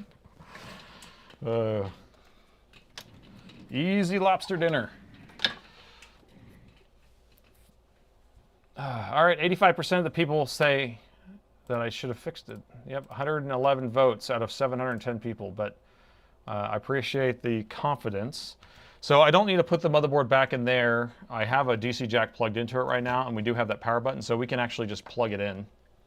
I'm going to stop the vote because 111 people say that I can do it. So you're worried that it's where the smoke came from. So what I'm thinking, whenever you think about like a screwdriver or something arcing on the board, it doesn't mean that a component burned up necessarily. It just means that you could have a pop of current, you know, so a spark. So yes, this is still the eBay laptop. Oh, sorry, I don't have the right screen up. Yes, this is still the eBay laptop. And we just replaced the EC chip and we just programmed it. So now I'm going to plug it in, keep an eye on the power meter. Should be 0.02. There we go. Got our 0.02. All right, ready? It was a as-is laptop. It was bad. He bought it bad. He bought it broken. So send it back. That'd be funny. You showed me something that doesn't work, and you told me it was not going to work. Okay, so the power button's right there. Has extra character now, but you can't see what I'm looking at. So there's the power button. This is the EC chip we changed out and programmed. We're going to press this power button. It should turn it on. Pay attention to the power meter. 3, 2, 1. We got further. So the board did turn on technically. We don't know what's getting hot, so we're going to check that now. Something got crazy hot over here. Oh, no, that's not good. I saw it. Y'all didn't get to see it. I got to see it. Oh, this is probably a lost cause. But I fixed it. I fixed that portion. There's not much I can do on the next portion. Okay, we're going to try this again. I'm going to plug it in. Yeah, the magic smoke. So we saw that one chip get warm for a second, right? And then it turned off. And then you see that one's warm. And then you see the EC chip's warm. That's what we want, okay? So remember, we're talking about that 0.02. That's what's happening. We have the LDO on, which is right there, creating a 3.3 that's powering on this EC chip, which is running a loop of code. That's why it's warm. Now, when I hit the power button, wherever it is, where'd it go? Okay, when I press this power button, you ready? Look what happens. Something's getting really hot. 100C? How hot is 100C? That's crazy hot. And it's right here on the board. Is it on this side? Someone tell me, yeah, 212. We can boil some water with that. I'm going to flip it over and look what's on the other side.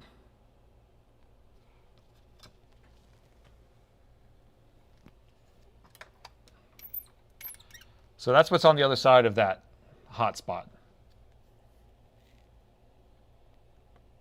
So that's no good. Can you place a U-series processor with an H-series processor? So an ultra-low power processor with a high-performance processor? No, I won't do it. I'm sure I could eventually or whatever. I don't. That's not something I want to do. You can just buy a new board. Those boards aren't expensive. You know, how much time and money and effort do you want to put into something whenever it's like, you know, you can just buy a new one.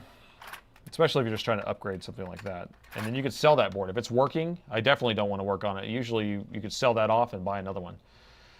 Yeah, you can vote for the next repair in a second. Here, let's put, let me plug this in again.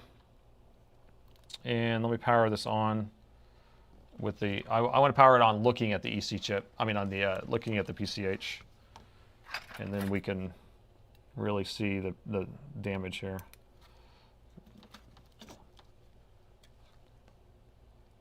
Okay, so it's right in the middle. Okay, well that's actually not too bad. 50 on the chipset, right? But didn't we see 100 on the other side? So we might have a hotspot of an item on this side. That might be okay. So I'm going to turn it on again because we could have a shorted capacitor or something. So I'm going to switch to this view so we have both views happening. I'm going to brush a bunch of alcohol on the board right there so I can see if anything evaporates in this area. Actually, let me just spray a bunch of alcohol on there. I'm going to drench the board. Is it okay if I put the thermal camera in smaller mode and we'll look at this closer? Because what we're trying to find is something evaporating. Okay, get ready.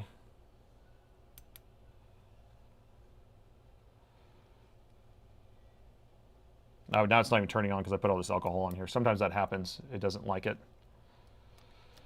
Well, that doesn't work. Okay, let me take this alcohol back off of here.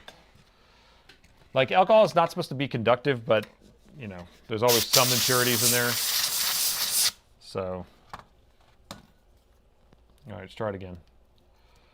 Make sure it still does turn on. 0.05, 0.02. Oh, my power button broke. Well, it's no good. We don't have our power button anymore. We'll just use this power button over here. Should be those two, I think. Maybe it's these two. There it goes. Okay. All right. Oh, it's that thing. What is that thing? I don't know, but it's sizzling. So let's replace this guy and see if that fixes it. I don't really know what that thing is. But it looks to be shorted.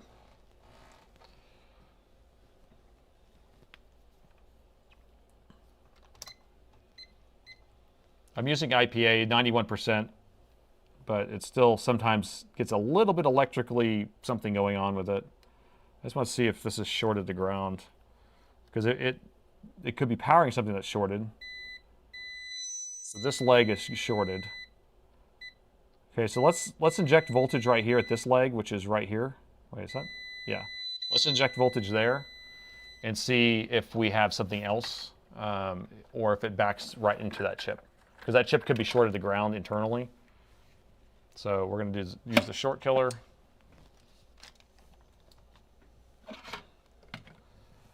And we'll get you so you can see. There we go. We're not going to do that much voltage. We'll do less. It is kind of a higher ohms rating, but so we don't have to go too low with it. But all right. So we're doing this pad. 4 amps. Oh, thermal camera, please.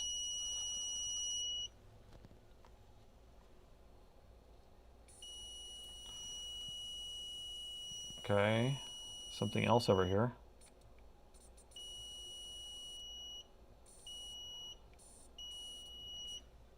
So it's not. So is that the chipset on the other side? Because I can't tell if it's on this side or not. I'm going to add some alcohol. See what it does.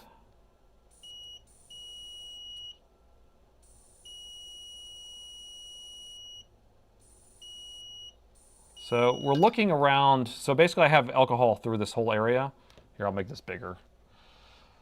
It's hard to juggle all these cameras, guys. So I have alcohol through here. If I inject voltage, you should have like a pulsing around a object if it is on this side. And I'm not seeing any pulsing. So it's probably the chipset on the other side. And then that means go to the next computer. You saw smoke at PK4. PQ4. Where's PQ4? PQ. I can't even say that. Why is that a tongue tie? Over here? But we don't see heat there, right?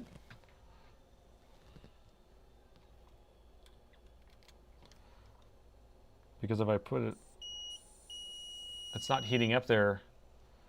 You see how I'm injecting there, and it's on this other side. It's over here, right there. So it's going to be right here on the board in this area. So if we measure here, 0.2 ohm of an ohm, 0.2. That's why I was going to flip it over. Yeah, this is all. So I don't think it's one of these capacitors. I think it's going to be on the other side of the board. Yeah, I haven't addressed the cap on the chipset, but you got to remember, these are just filtering, right? So I could take all these caps off and the thing would still turn on probably. You know, there was a video a while back that somebody made.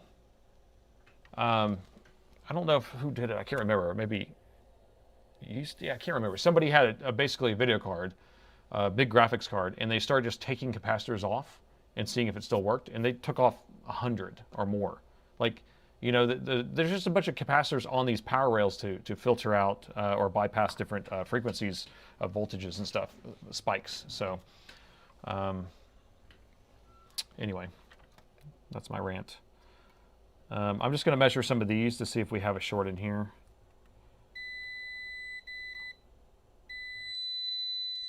Yeah, so there are shorts on here. It's going to be either in the chip or on one of these capacitors. So we will figure that out momentarily. If I could find where my alcohol is. So we're going to just inject right on top of this guy, because I'm crazy. So we're just going to inject right here. So that's inside the chip. Okay, inside the chip. You see that? Because this should actually not be clearing that out. I've actually had one of these capacitors be shorted before. And when I did that, it made one of those capacitors kind of push away the stuff. So see, that's shorted again right there. So the end on that. Unfortunately, the chipset was fried, and it makes sense. So EC and chipset are tied together. They do a lot of communication, and if we have a screwdriver dropped on the board and it blows out that one power rail, shoots it across. So yeah, RIP on this board. And but we have another board, right? I forgot. He gave me 2 boards. What's this other board doing?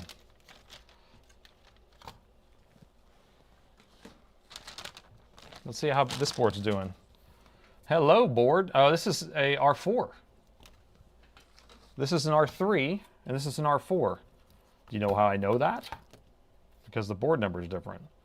So this is an LAJ521, and this is an K741. So the board part number is different. Everything's laid out the same on these boards. They have the same connectors, the same everything.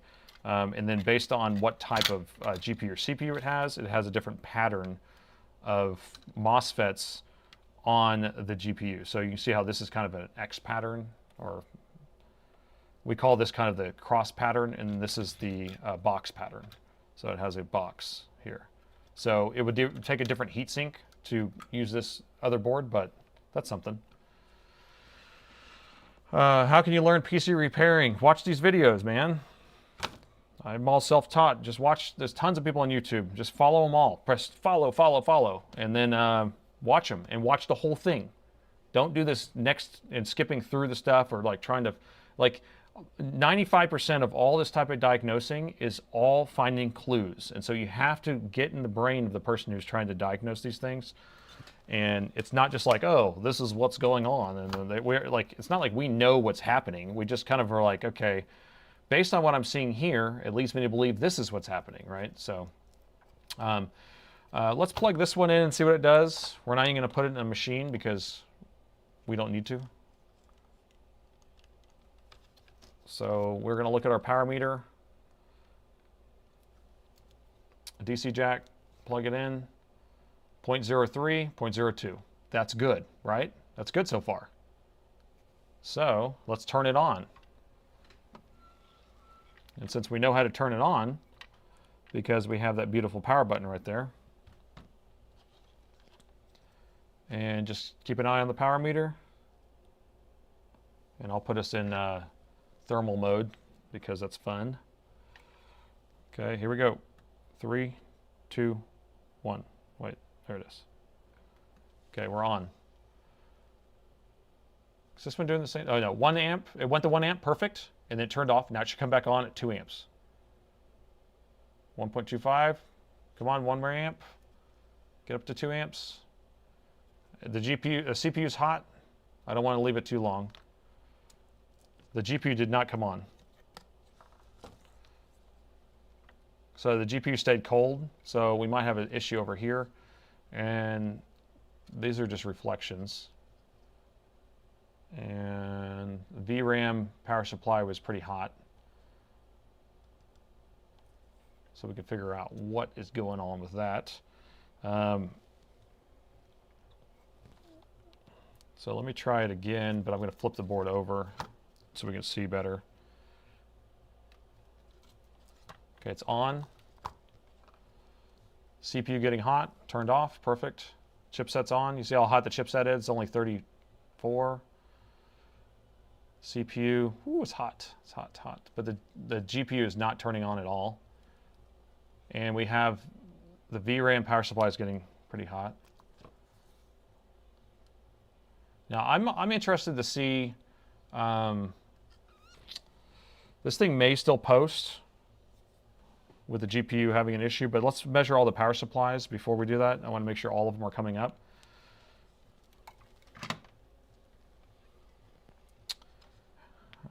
So right here we have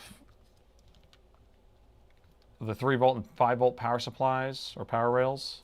We have the main power rail, which we know is working because the CPU is coming on, but we want to see if we're getting voltage on these other ones. I got nada. But if I unplug and then plug in the power supply,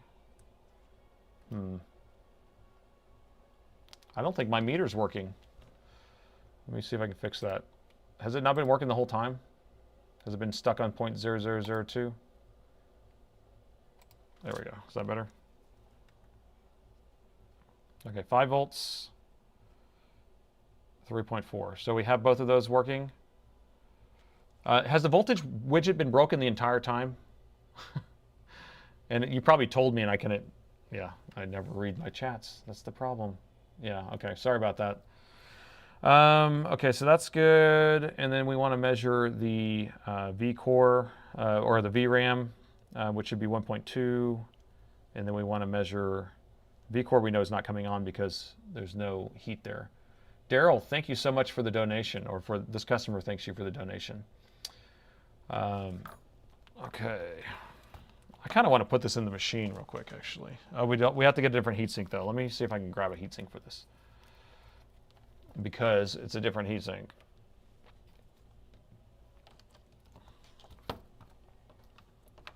Let me grab one.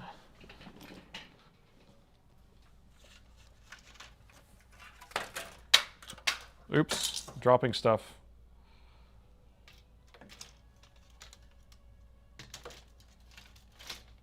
I think it's one of these.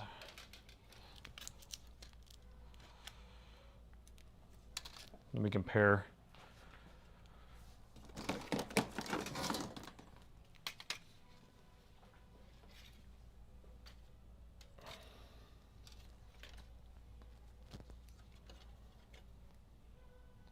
Okay, perfect.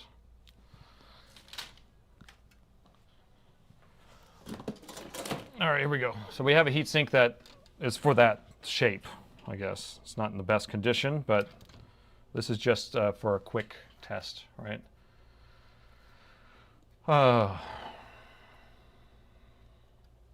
If you did motherboard live streams, yeah. There's no way I can keep up with the chat. That's why I'm trying to get more. I hope that you guys are helping me out back there, because I just have a hard time. And I'll go back and watch the stream and then read the chats, and I'm like, oh my gosh, I'm missing all this stuff Like there'll be people asking the same question over and over again. So I appreciate anyone answering the questions for me. That is super helpful.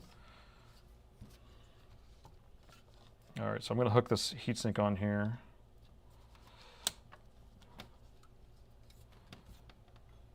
And then we're going to install this just temporarily. I just want to see if it will, what it does with the screen attached, since we know that it is pulling current.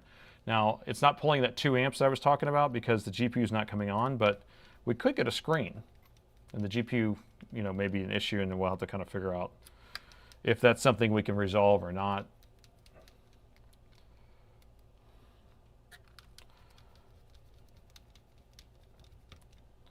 Live and learn, live and learn.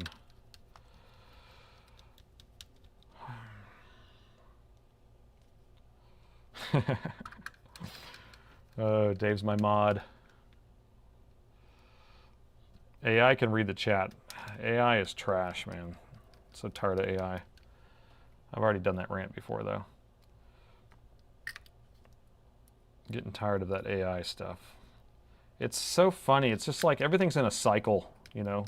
It's like you have these, everyone's, you know, jumps on this one hype train. You remember when cloud computing, anything with cloud in it was like all the rage, you know? And then now AI, anything with AI in it. Oh, it's AI.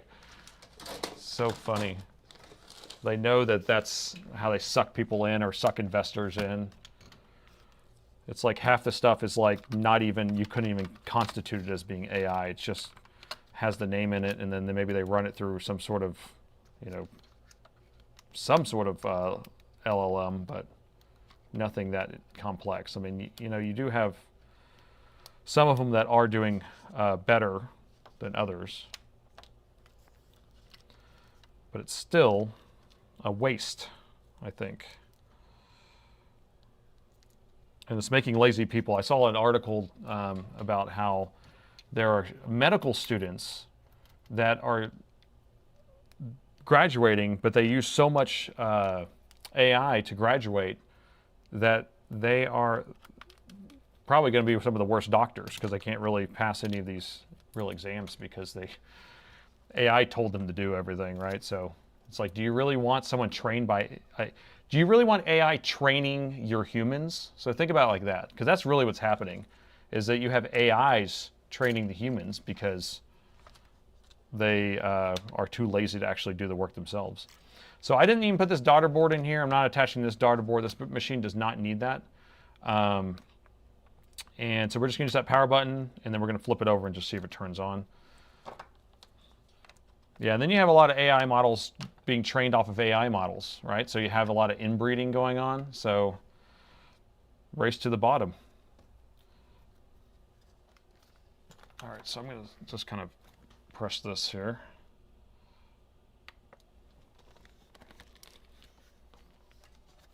Okay, we got power in the power meter.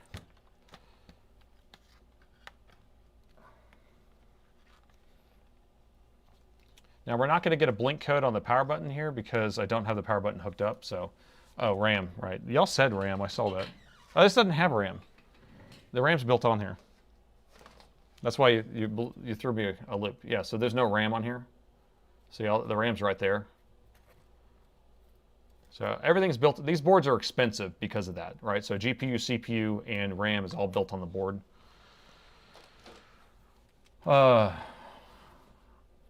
So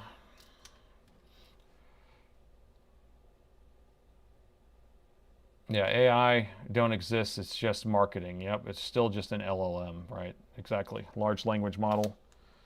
So I've written algorithms. I write code, so I write a lot of stuff that automates a lot of things for work. And I mean, did I write AI? I don't know. I mean, I have algorithms. I'm just building on itself, and it's working. But I don't have anything like, you know, automatically adding to itself. But the more content or the more things it experiences is how it learns, you know, how to react in the future. That's basically what I've written. And I just call that an algorithm. I don't call that like AI. Okay, this is just sitting at 1.25 amps and just hanging there, right? So we have all the power rails are up and running. The GPU is not turning on. Oh yeah, Network Chuck released an AI hacks video. I didn't get to watch it yet, but I think he was like hack it and whatever really quickly. Yeah, that'd be pretty interesting. He does good content. So if someone just sent me this board and just sent it in and said, hey, you know, my machine's not turning on and it's just turning on and hanging at 1.25 amps. Where's the 25 watts going? It's going to the CPU. Remember we had the CPU turning on? So we have all the power rails up. We have the CPU turning on. The GPU is not coming on. But it could be a BIOS issue or something like that. That's kind of what I would think. Or at least try to rule out being a firmware issue. Why are manufacturers adding NPUs? They are encouraged to use AI. Yeah, exactly. So I have a machine with a Snapdragon processor, but not a separate NPU in there. But yeah, they're basically, I think they're turning the whole, you know, world into its own like swarm, I guess. Think about it like that, right?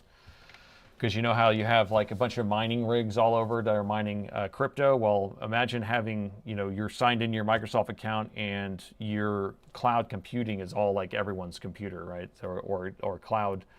Yeah. So yeah, I am tired tonight, and I need to drink my freaking coffee. I keep forgetting. I actually made sure to get to work late today because I knew that I was going to be staying late, because last week I was here for almost 14 hours, and so I was pretty exhausted by the end of the night. I don't know what to do next. I'm just going to probably flash the BIOS on this just because that's probably... Or we can go to one of these other machines. What do y'all think? Because the next thing I'm going to do is flash the BIOS on this. So, move to another machine. Let's see.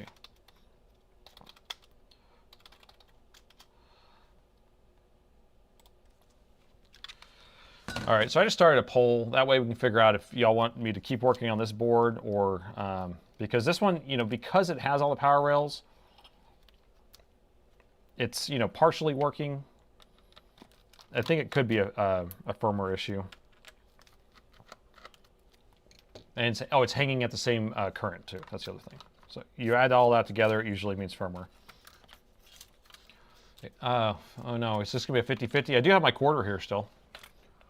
If it ends up being 50-50, I got my quarter from last week. So we can always flip. Yeah, more people to vote, please. 90 votes in, 683 people watching.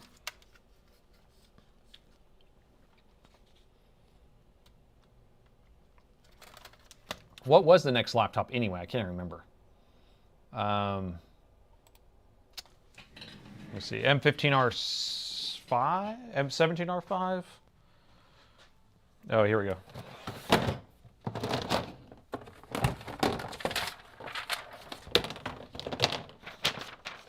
So M17R5 would be the next one if we did move to another one. Laptop, do not turn on. And can you check laptop mouse? I don't, not if it works good, is working good. So laptop does not turn on, check the mouse, and it doesn't know if it's working good. Oh yeah, M17, another M17. We just did an M3 or R3, and then we're doing another. Then we did the R4 because this is the R4 board. And then we'll go to the R5 board. Moving on up, and the R5 is totally different, by the way. The R5 is an AMD, or usually is. And I don't like the R5s, 17 R5s.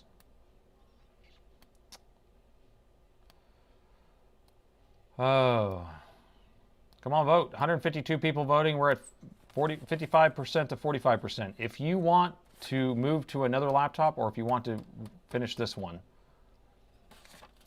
Ted wants to flash the BIOS. All right. We came this far. I like that.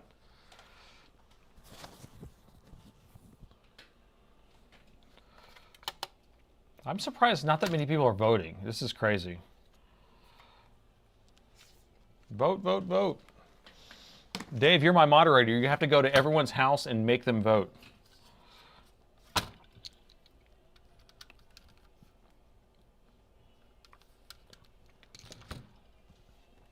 it takes me like a few minutes to flash this BIOS, so it's not even going to be that big of a deal, but because I already have a BIOS made. A lot of bots are watching. Yeah, that's because nobody's voting. Do I really? Would that really mean that that's many people bots are watching?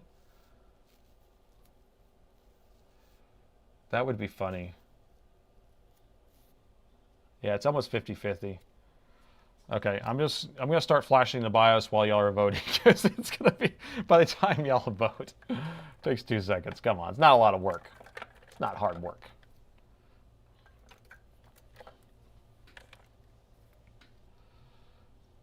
How to flash the BIOS. Okay. All right, we're basically at 50-50. Since I have this out and then we had some donations towards this repair, we'll go ahead and finish it, okay? So here's the gist of it, if you're not familiar. Every machine has a BIOS chip, and you're going to have different size BIOS chips per different machines. And so this one is and usually we start with 2.5 is the firm, or I guess the flash chips usually start with 2.5. And where's my tweezers? And so this one's 2.5 R127DS. Usually 128 is kind of the size. So that would be a 16 megs chip. So it's a 16 meg ROM. And a lot of times what happens, Windows updates will corrupt these BIOSes. And so all we're going to do is we're going to use one of these chip clips. And you just hold it on top of it. It holds down and touches the pins. And then I have a reader where I'm just going to extract the data off of it, just to back it up. And then we're going to write on a fresh one, which I should have a new one. And this was the R4, right? Yeah, so divide by 8. Yes, thank you. It's 128 divided by 8, which was 16, right? Is that right? It's not 64. 6. My brain doesn't work right now. I think it's 16. And here's the clip.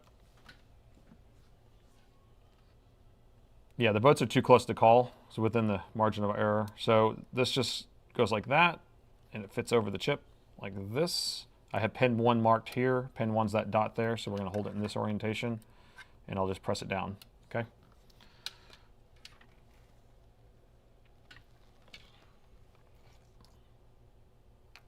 All right, I guess I can stop the voting because we're at 52-48, and that's just kind of like too close. So let me share my screen because we're going to have to get that software pulled up.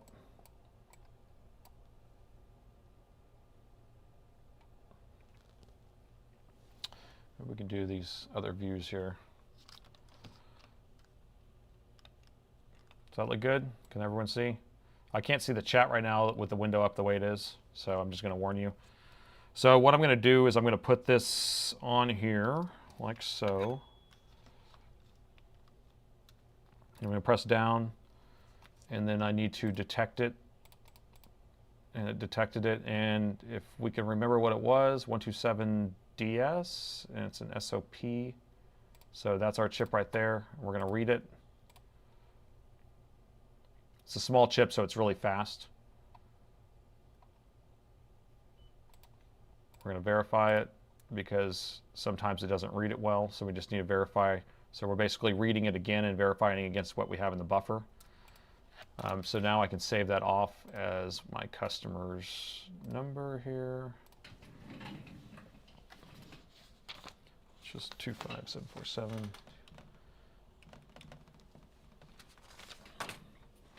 Oh wait, that's not the right number. And it's not like this BIOS really matters to save because, you know, this was probably a bad board anyway, but I always back up the customer's BIOS anyway.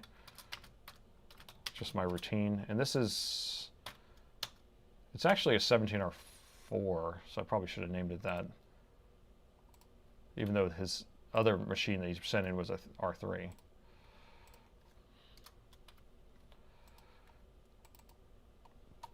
And then I always just name it original just because then I know it's the original.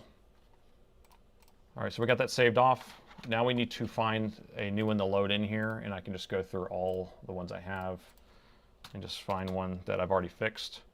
M17R4. So we have clean, working, there we go, so we go. That one has a clean ME, which is the management region, or engine region, which is the Intel region on the board. It needs to be uninitialized for it to work on a new board. So I have that loaded in the buffer. I'm going to put the clip back on here and hold it, and I have to redetect it, and it did detect, and then now I can just program it. Oh, I moved it while I was just saying that. Let me try it again, because I'm trying to move it out of the way so y'all can see with this camera.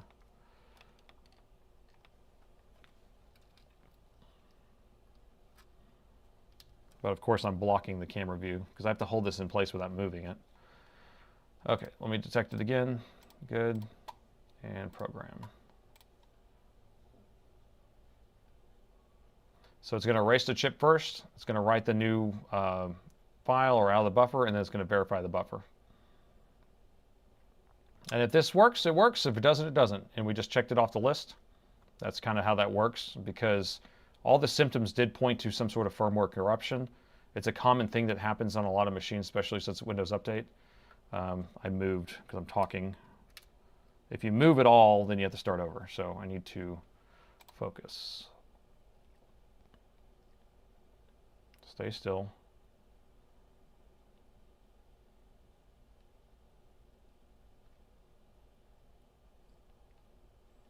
Is it going to work? I wish I could see the chat. I can't see it right now, so anything you're saying, I cannot see it. This is starting to hurt. I'm pressing down really hard and trying to stay still. And it's like poking into my fingers. All right, so it's writing it, and then now it's going to verify it. Done. All right, so this either works or it doesn't, and that's it. That's how that works. So we programmed it. We could try powering it on. If it powers on, then we know that we fixed the issue. Where'd my DC jack go? And if it didn't, then we know that it's something else. It's a hardware, right?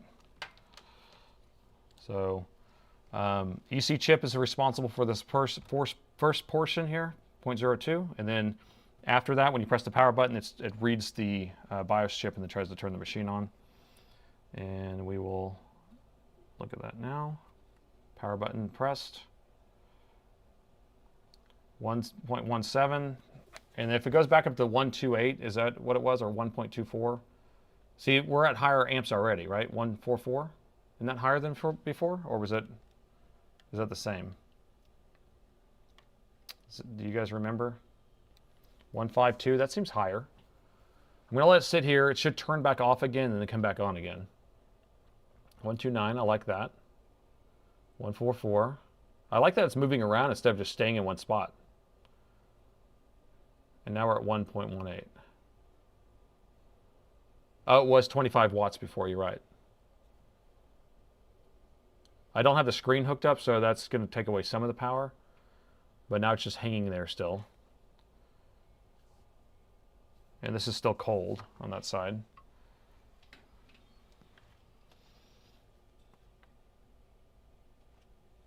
Chipset's on. I don't even see the CPU really on.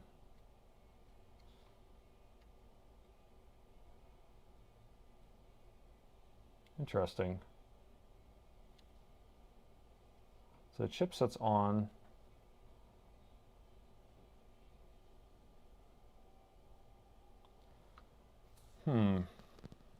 Weird.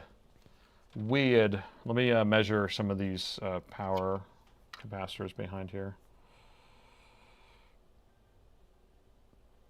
0.3 volts is not enough for the NVIDIA, but I have seen that whenever they hasn't turned it on yet. And then the CPU is at 0.8, which is fine. But it's not hot. It's kind of weird. But we know the chipset's on. I don't know. I'm gonna have to ponder that one, actually. So I might bench this one because then we can go to another one. Ow. Ooh, I just stabbed myself. How long does it stay on? It's staying on infinitely, so it's not turning itself off. And usually when it does that, that's why I was thinking it was a firmware issue. But the symptom is weird. It's like... I saved another alien. Well, didn't save this alien.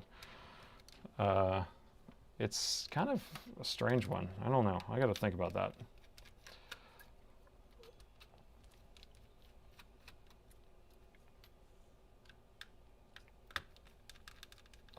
Different sips and booted into a BIOS screen. I don't know, but the CPU wasn't hot. Should I put it in the board? I mean, in the machine? That's since we do have the BIOS in there. Yeah, I guess so. Maybe it has a flash code. You're right. So I can hook a power button up to it. You guys are so smart. Let me hook a daughter board onto it, and then we can read the light code. You guys are so smart. So I have to hook this daughter board up. Actually, I have to get a different one because this one is a broken power button board. All right. See if I got one.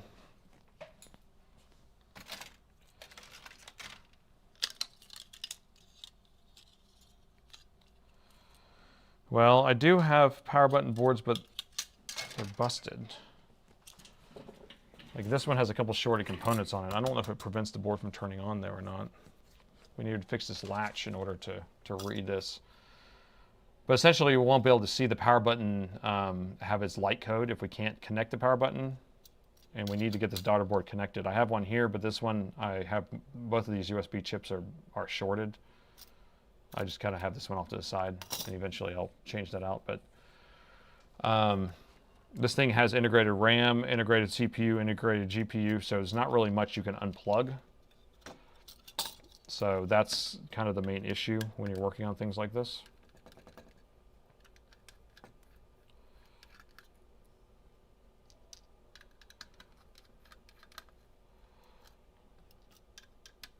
You might need to move to the next machine.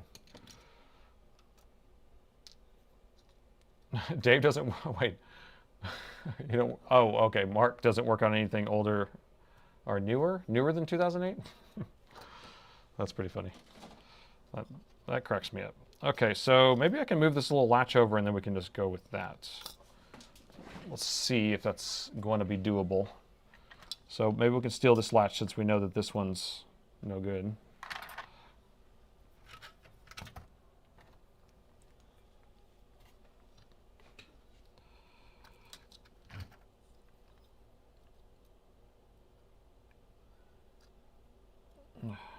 Getting these off without breaking them is always a pain, so if I break it, I'll not be very happy, but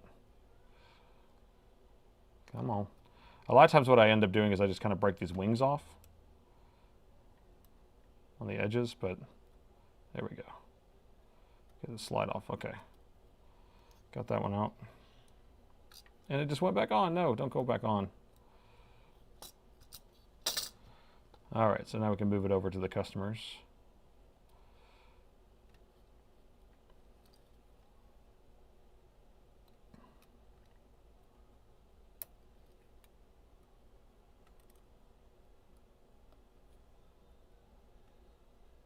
There we go. All right, now we can see a light code. And this one has one of those interposers again. It's a different type though, so we have this little board we have to put in here. We can actually make sure that none of these pins are bad too. Those look good. So we'll put that in here. One of these directions.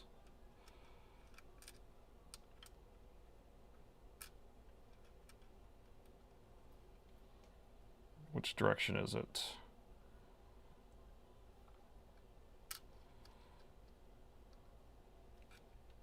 Come on.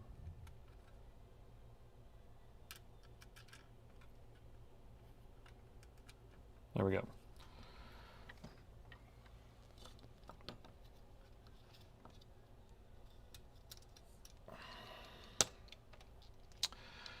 Okay, it's like solving a puzzle, yes. Collecting clues.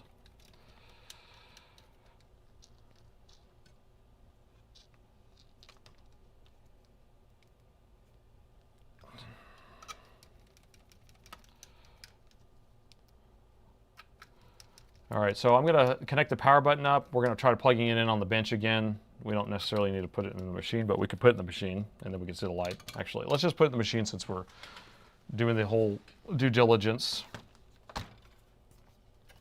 And then if we don't get anything out of this, then we'll probably just move on to that next 17-inch machine. That way we can get some real gratification.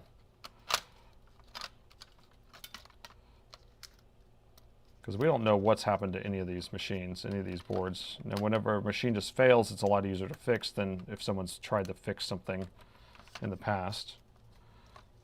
I kind of talk about that a lot.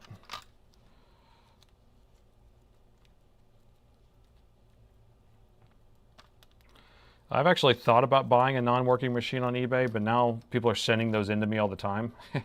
And so I'm getting my fill of them.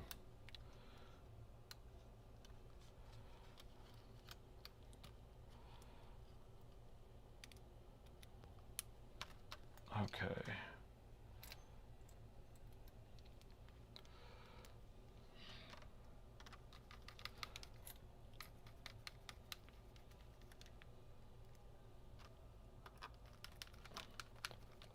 Just put a couple screws in here so that way it doesn't fall out.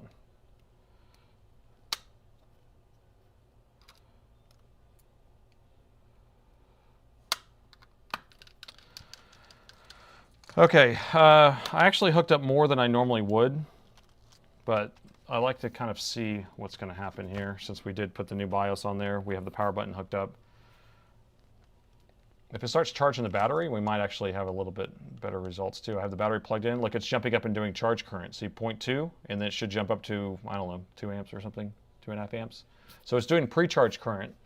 And it's going to sit there for a little bit. It's negotiating or talking, speaking with the battery. And so now we're at 1.37 amps. The machine's not on at this point.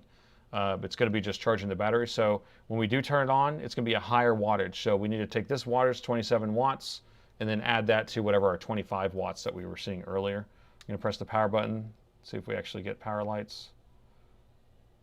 So we're at 2.65 for a second. Going back down. Going back on, 2.85. I don't see the keyboard backlight coming on. I do have the power button here. So the power button's doing something. We do know it's charging the battery, so that's good. Is it? The power button's not lit up anymore, but it's still pulling current, so we know that it's on doing something.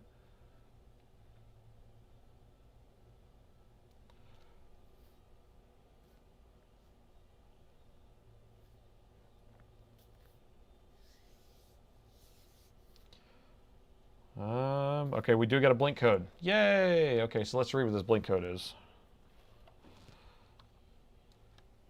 1, 2, 3, 1.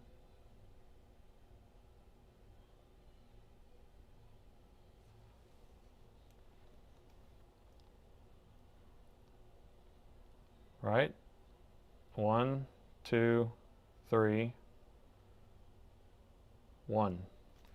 You guys know what that is? 3 1's good. That means CMOS reset. Even though I said that you can't do a CMOS reset, but that means that the real-time clock has been cleared. That's what that is. So that's crazy. That's giving me that. So do we have a screen issue?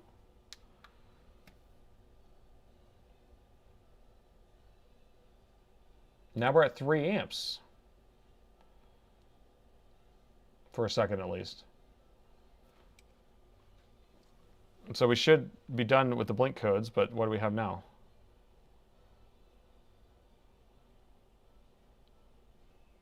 One, 2.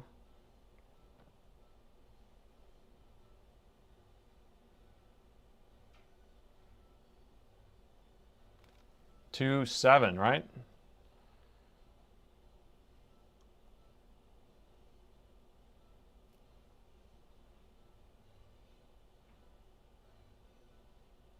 Awesome. We fixed it. Or maybe it wasn't maybe it wasn't the issue in the first place. But basically, this is saying that we have a LCD issue. So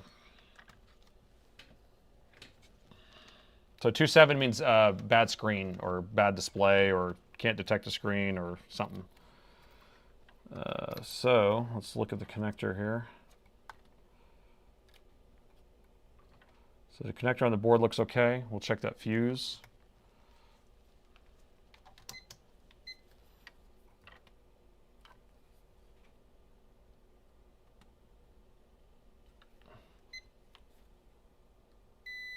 Fuse is fine there. There's a few fuses here. Looks like somebody has measured it already. Fuse is fine. And that's their cable. Looks a little crazy, but the connector looks okay. I don't see any damage on the cable itself, or the connector itself. Yeah, we can try an external monitor if you want. Let me see, do I have an HDMI cable that we can plug in here? I can steal the one from my microscope. Let me see if I have an extra HDMI cable that I can hook up to the screen for you guys.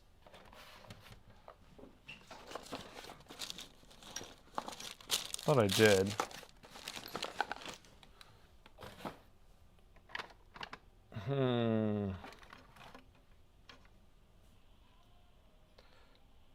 That's USB. That's USB. My camera's all wired in, so you can't really, it's hard to move stuff. So if you look here, it's like it's all hooked in here, so it's hard to pull it out and plug it into the back. I have a monitor off to the side, I can go plug it in, but you're not gonna be able to see that. I thought I had an extra HDMI cord somewhere around here.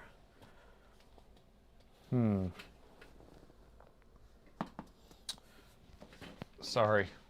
I should be more prepared.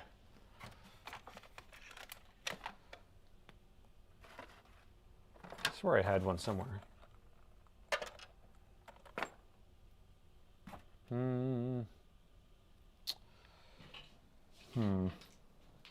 gonna look around.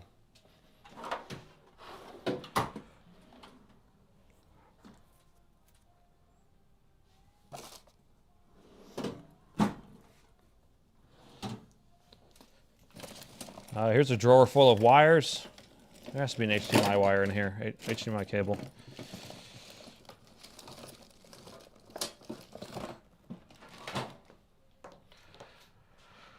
Oh, okay. I'm just gonna hook it up off camera if you don't mind. Is that okay?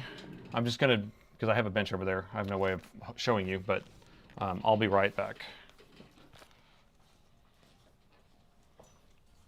Let me just plug it in over here. And I'll yell if I see a screen.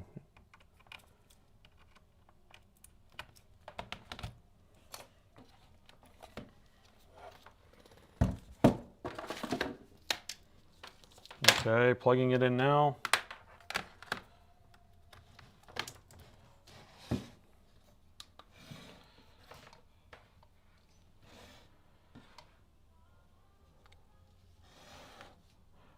I think it's coming on.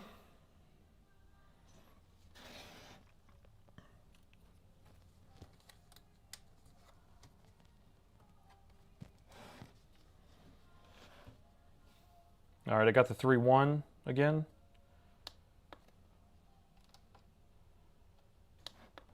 A lot of times it's hard to trigger an external monitor on these machines. If you don't have a LCD screen plugged in to the machine or it's not working, it just kind of gives you the 2.7 and it won't allow you to get an external input. You have to be kind of booted to Windows in order to get the external to work.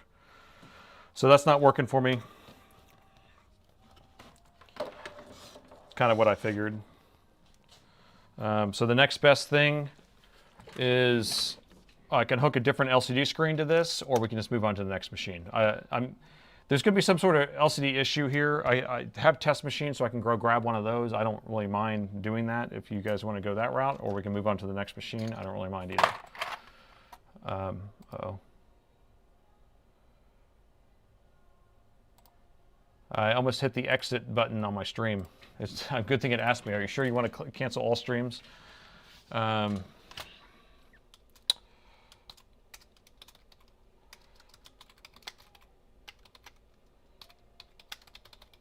right. So we'll just figure out if we want to move on to the next laptop. Grab a test screen. I have one right here. I can go grab it. You're invested now. You just want to see it turn on, don't you? I got one. Y'all vote. I'll just grab one and get it prepared at least.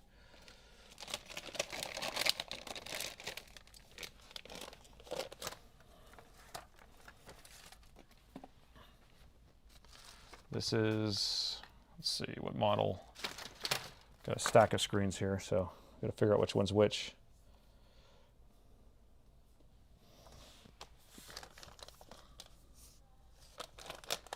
Well, maybe I don't have one right here. I thought I did. Can't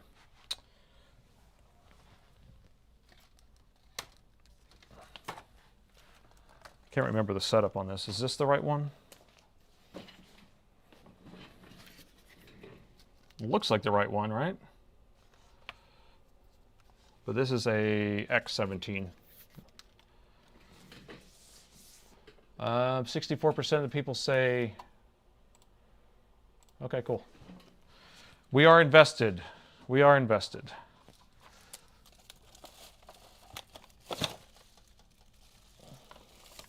Well, then I will keep searching. X17.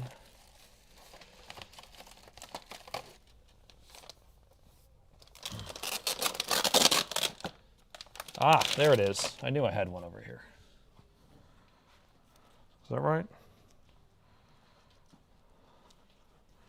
I think this is the right one. Let's make sure this is the right one so we don't smoke something. I gotta look up this part number real quick on this cable.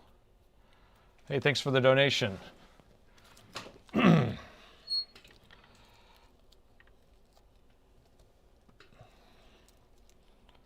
Can't read the part number on this cable. Okay, what is it? DD4 YY? DD4YY. Search for that for me. Make sure that's a M17R4 R3. Oh, man.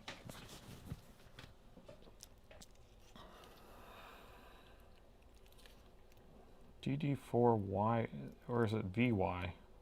Should be YY. R4?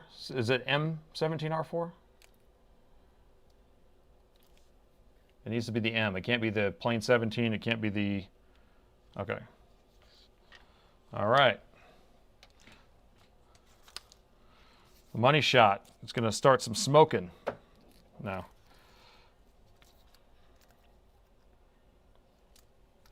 Yeah, it looks right to me anyway. Okay, we're going to set this here. We're going to, how are we going to hook this up?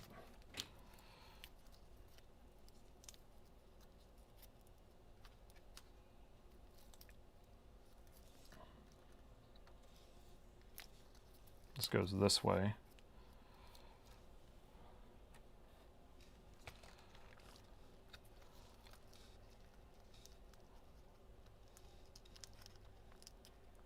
All right, get in your home.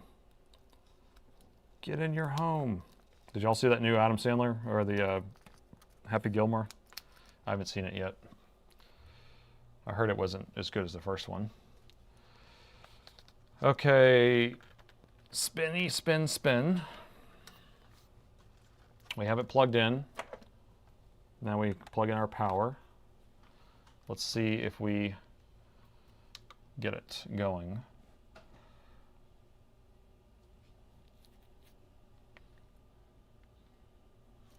And we can still see if we get the light code here. Oh, I'll drink some water or coffee.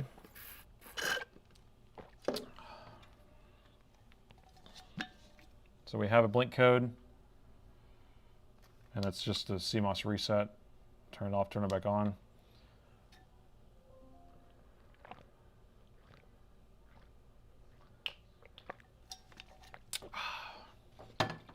All right.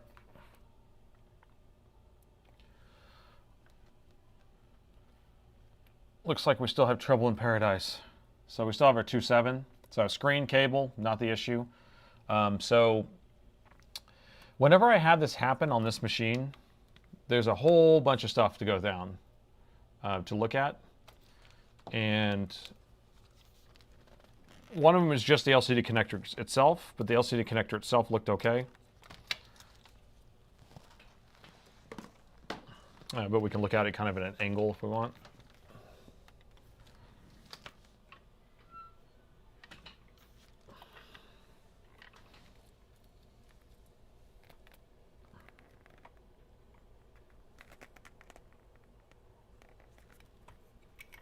Because we want to figure out if we have damage inside of it.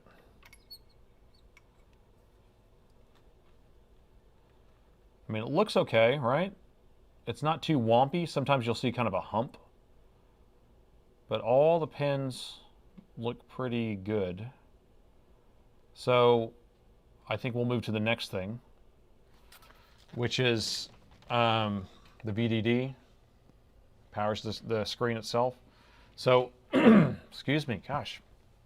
Function F8. What's the function F8 do? Function F8. Oh, funny. Is that how you turn on the external monitor whenever it's outside of Windows? Huh. I wonder if that works. Should I try it? I'm going to have to try it over there, but I'll yell if it works, okay? But yeah, so what the Jim is talking about, or speaking about, is on the F8 key here, there's this icon. And supposedly, I guess it turns on the external monitor. So, yep, we're going to try it. Huh. That's why you guys are the smart ones. I'll be right back. BRB. All right, plugging it in.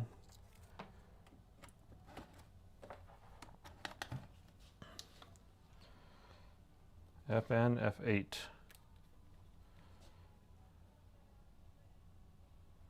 I don't know if I'm supposed to spam it or if I just press it once.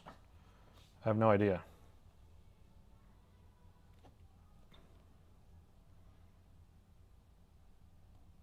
So it's giving me the 2.7 immediately. But if I press it again, it's trying to come on.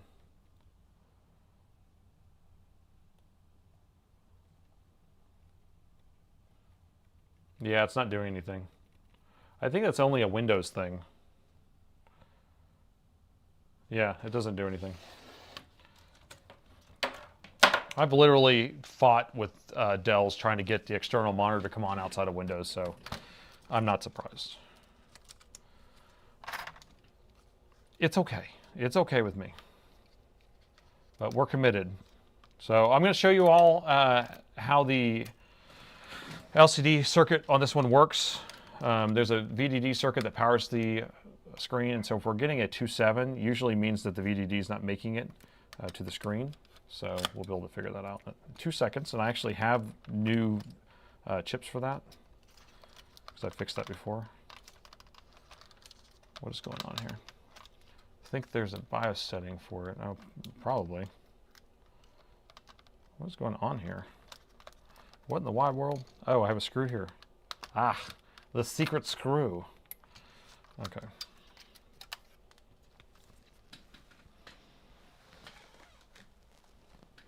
All right, so I have to take this heatsink back off. Beautiful heatsink with no fans. I'm surprised nobody gave me a hard time about putting a heatsink on here with no fans. 2.7 would, I guess, could be a bad CPU.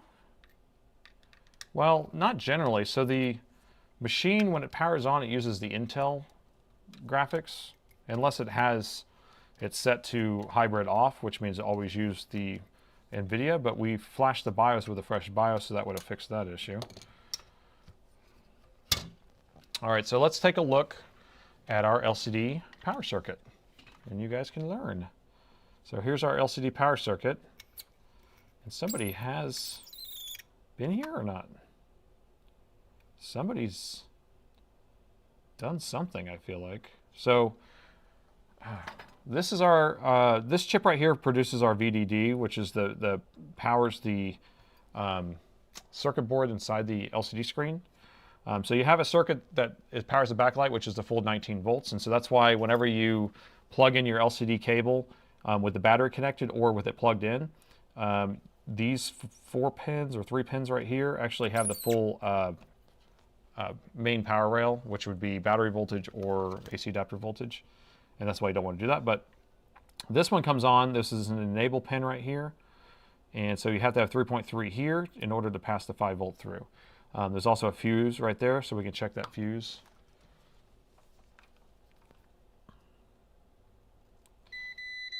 And that fuse is good. So what we'll do is we're going to turn on, I just want to see if there's any weird stuff going on here. What is that? But what I think is weird is this chip's kind of crooked and there's like a solder ball coming out of it. And it almost looks like something was on there, but I don't know. So these chips over here are what sends the enable signal. I think it's, if I short these together, then it will automatically send the enable signal here if this is not getting the signal. And if it's not getting the signal, then I figured out that it's actually the chipset that causes that, and I haven't been able to fix that. These are the MUX chips. I have these two if we need to change those out. Here's another fuse here. No, it's fine. So let's just start to see if we have this. If we don't have that, then we just change that out and then we're Bob's our uncle and we're done. Oh, I'm getting tired, guys. Where we at? Where we at? So I'm gonna have to power this on the bench in order to start getting our voltage. So I'll power it on briefly. I don't want to do it for too long, but we just need to be able to measure what voltage we're getting on the VDD.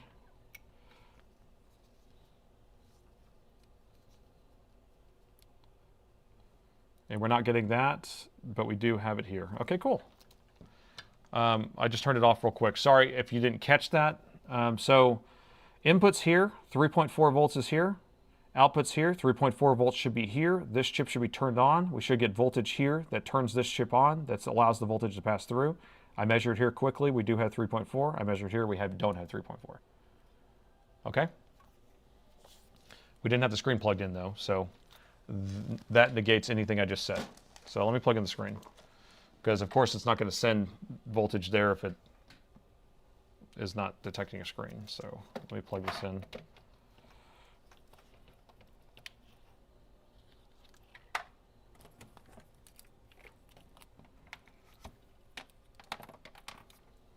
That just means I'm getting tired, guys. Getting tired.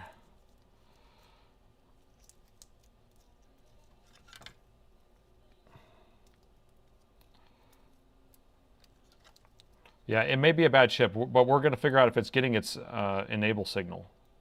That's where you have to kind of think about it. It's like, if you have a chip that doesn't seem to be working, well, first figure out, does it have voltage going in, like the voltage is trying to pass, and does it have voltage going out, and then is it getting its signal to say, pass the voltage through? That's what we're trying to look for. Okay, screen's plugged in now. So I'm going to show you a trick. So we can bypass it with a pair of tweezers, and we're just going to just jump it, and then we can force it on if it's not there. Kind of want to put a thermal pad on here of some sort. Let's see. Let's put this on here. Okay. Solve them Probler. Did y'all pick up one of those shirts last week?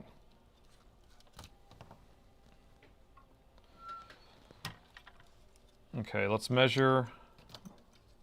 Try to do it quickly so we're not overheating the CPU. And we're not getting our output. We have our input, and we're not getting an enable signal. Okay, but I'm going to give it an enable signal right now by just touching these together. Did the screen come on? I don't know, but trying to go fast here. We can also jump across here. And the fuse is not blown because we checked it. It's hard. I'm going to see, like, I want you guys to be able to look here. Let me think about this. Let me hook a power button up over here. That will help me. Where's my power buttons? See, it's hard to do all this stuff on the bench. So I have to kind of figure out, okay, what can I do? What can I hook up? So I'm going to hook a power button on the bench here so I can turn it on without having to flip it over. And that way we can measure it right when I would turn it on. And then I can jump it, and then we can do that. Okay. So now I'm going to just leave it up like this so you guys can see. Look at the screen here. And then I'm going to be looking through this because I have to. And then I'm going to enable the screen. So the screen is enabled right now. And I'm going to have to measure that, verify that. But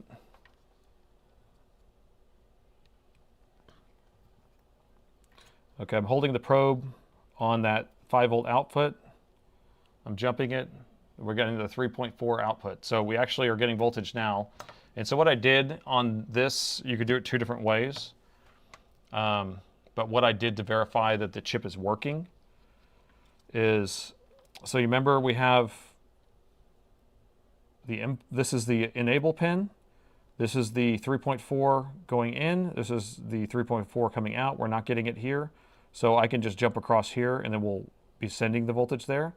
Or I can put a 5-volt signal here to see if this chip works. And to do that, all I do is I short these two together.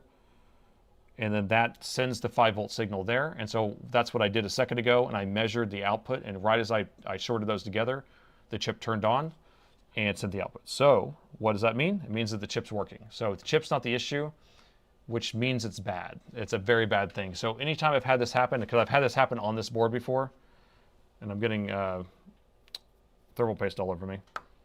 I've had this happen on this board before, and I've spent hours. I bought all new components. I've replaced all these chips, and I've never been able to figure it out. And I usually just kind of point it towards a chipset issue of some sort. I don't know. Well, I've even replaced the LCD connector trying to fix that. So right now, I'm going to say we're kind of spinning our wheels trying to go down the rabbit hole in this, because I've spent probably 10, 15 hours on one of these exact same issues on one of these boards before, just trying to figure it out. And that's why I kind of know, how that works. So I'm going to call it on this board for right now too, unfortunately. So that's twofer. That's a twofer loser. Should we get a win?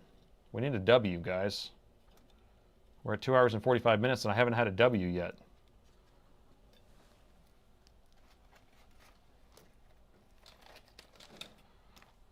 I couldn't save this laptop. There you go.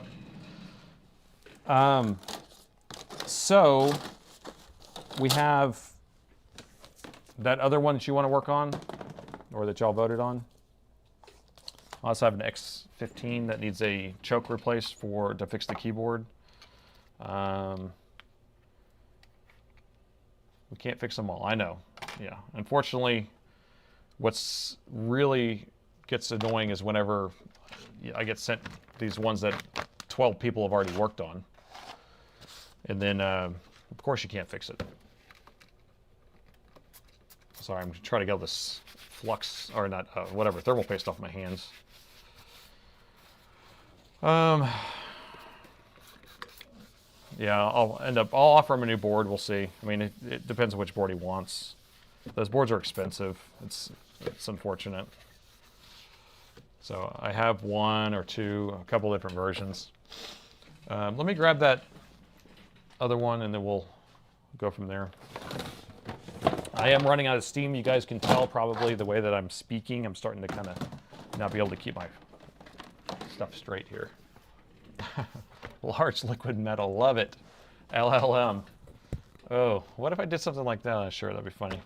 This is a M17R5. M17R5. So we went from the M17R3 to an M17R4 to an M17R5. Let me update our thing here.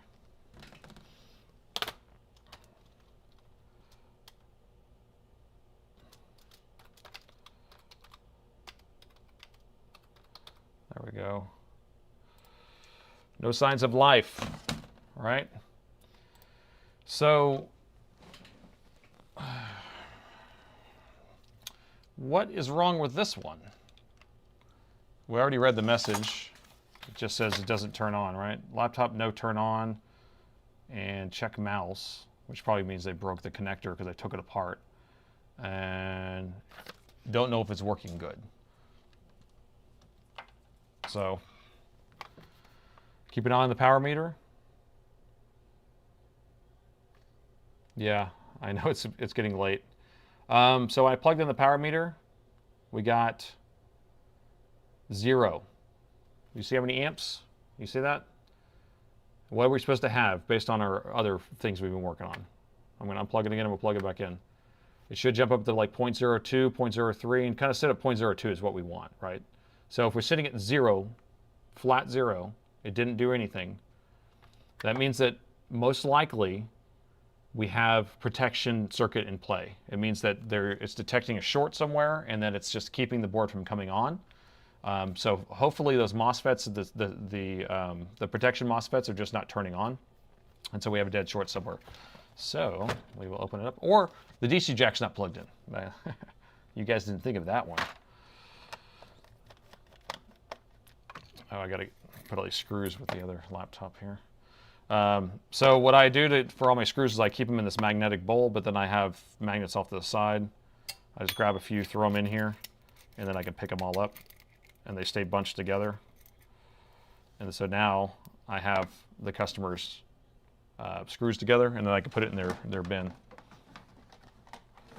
There we go. That way I don't have to bag them up every time. Let's see, short on LDO? No, probably not. If you had short on LDO, then you would have a current draw, like our last one, or the first board we did that had a short on the LDO because it was shorting to the EC, and then it was pulling like 0.23, like 200 milliamps. So not negotiating. It's not a negotiation thing because this is a barrel jack. It just plugs in, gives 20 volts, and it's done. It's not like jumping up to a certain voltage. So we probably have a dead short on one of the power rails. Let's take a quick look around. So we have the main battery here, Dell OEM. We have a pair of NVMEs. This one's not populated. We got 2 DDR5 memory sticks, and it's super clean. This laptop almost looks new. You can see the fans are really clean. So that's unfortunate if it hasn't been used that much and it has a dead short on the board. But I'm going to unplug the main battery, or unplug the battery, and then we can plug in the DC jack by itself, and we want to see if it changes with the battery unplugged. It didn't. And then we're going to measure over here where it plugs in, or where the DC jack plugs in the board. We can actually measure the voltage coming out of the jack. So these 4 are going to be the 20 volts, so we should have 20 volts there going through those inductors. This one has a pair of MOSFETs and then a pair of MOSFETs, so these are in parallel. So we should have 20 volts going there, and then we'll see if we have 20 volts coming out, and we don't. So these are shut off. So these gate pins are going to be pulled low, it looks like. Yeah, it looks like they're pulled low. And so these are an active high in order to turn on, so we should have... Okay. Well, I said all the stuff, but I didn't have the camera pulled on there. Sorry, guys. Sorry. Okay. So I pointed here, 20 volts, inductors. These are the 2 MOSFETs that are in parallel. So the outputs here are not getting any voltage, but the inputs, we do have 20 volts. Okay. So that means that these aren't turned on, and these gate pins, there's one here and one here, these are tied together. We have 0 volts on there. So, you know, this means that they're not being told to turn on, which they should have 25 volts in order to allow this to flow through here. And the odds that we have a short right here are pretty high. Okay, so I'm going to unplug the DC jack. We're going to go in continuity mode and then touch here. And we do have a short right there. Now, based on what the short value is, tells us what type of short we have. Okay, so how low is it? 0.16, 0.17. pretty low, but so let me just show you, like if I just hook my two probes together on this one, let's see what we're getting. 0.16, 0.17. So that's good. So what does that mean? It means that it's basically 0, and it might just be a easy pizza, right? And not a lobster meal or whatever I said earlier. I can't remember. So we can inject voltage, but first I want to take out the RAM.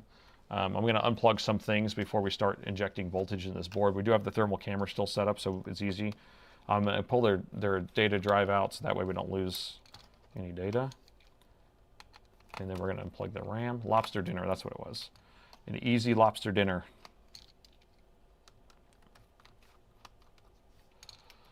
You're eating pizza while watching this? Oh, I'm hungry. I'm hungry. Yeah, it's about to be 9 o'clock here.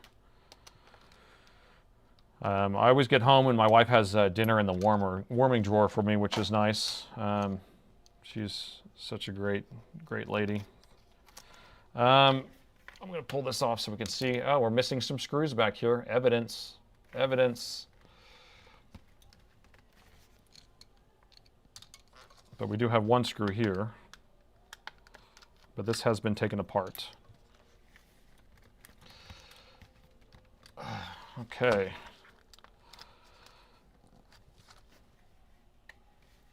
Why does this not want to come off? You're supposed to be working on updating your resume and you got distracted? Well, I'm sorry about that. Well, I'm glad that you're not having AI work on your resume for you.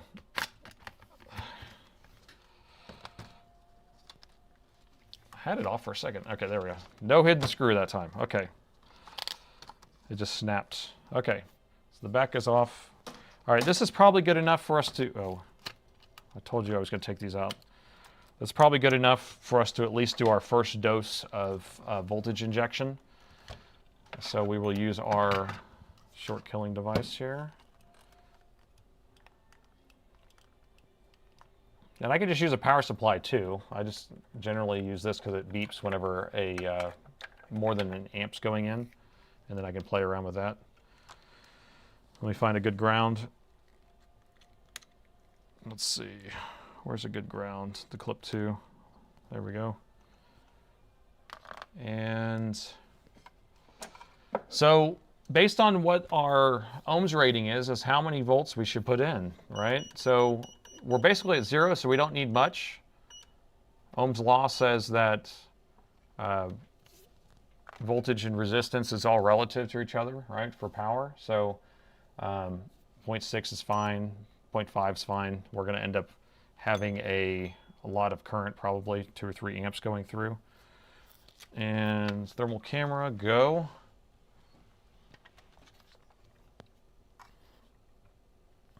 And we are injecting right here. So we got 3 amps, 4 amps.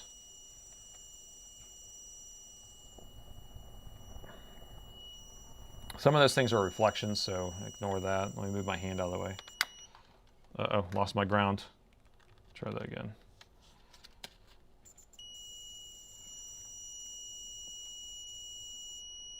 I don't know. I think these are reflections too.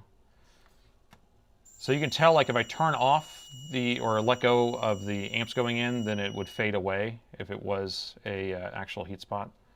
So that's why I kind of turn it on and take it off.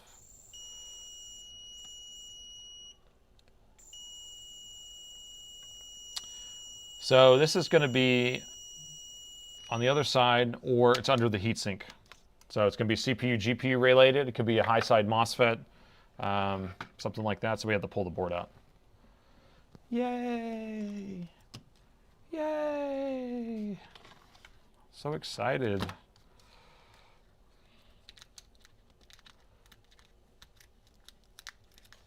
Cover the light with my hand in order to keep the reflections from happening. Yeah.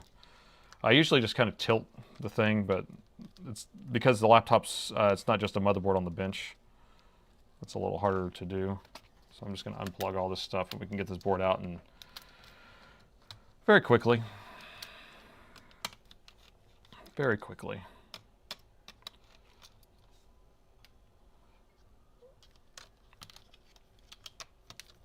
This is probably my 10th or 12th motherboard pulled out today.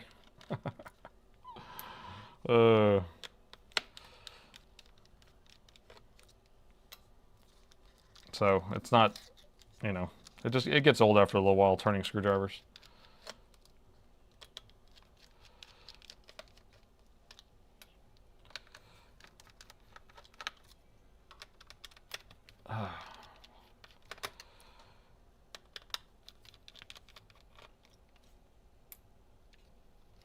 Yeah, and I haven't been getting much sleep lately because I've been working so much. That's what happens. But I could do this in my sleep. Yeah, I definitely know where all the screws are on most of these machines, and then I kind of have my routine. I'll basically take out a screw or two, and then kind of shake the board, take out a screw or two, shake the board a little bit. If I haven't opened the board, that machine up a lot, and just a good advice for you is to consciously pay attention to where each screw came from. You could sort them on the desk around you.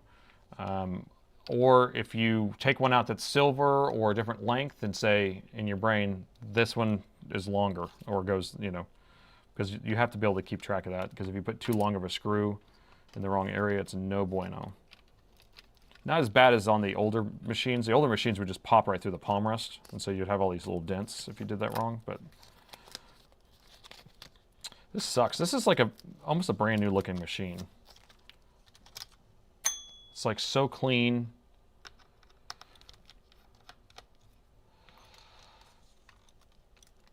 Oh man. What drivers do you use? Do you have a preference? What drivers are we talking about? What are we driving?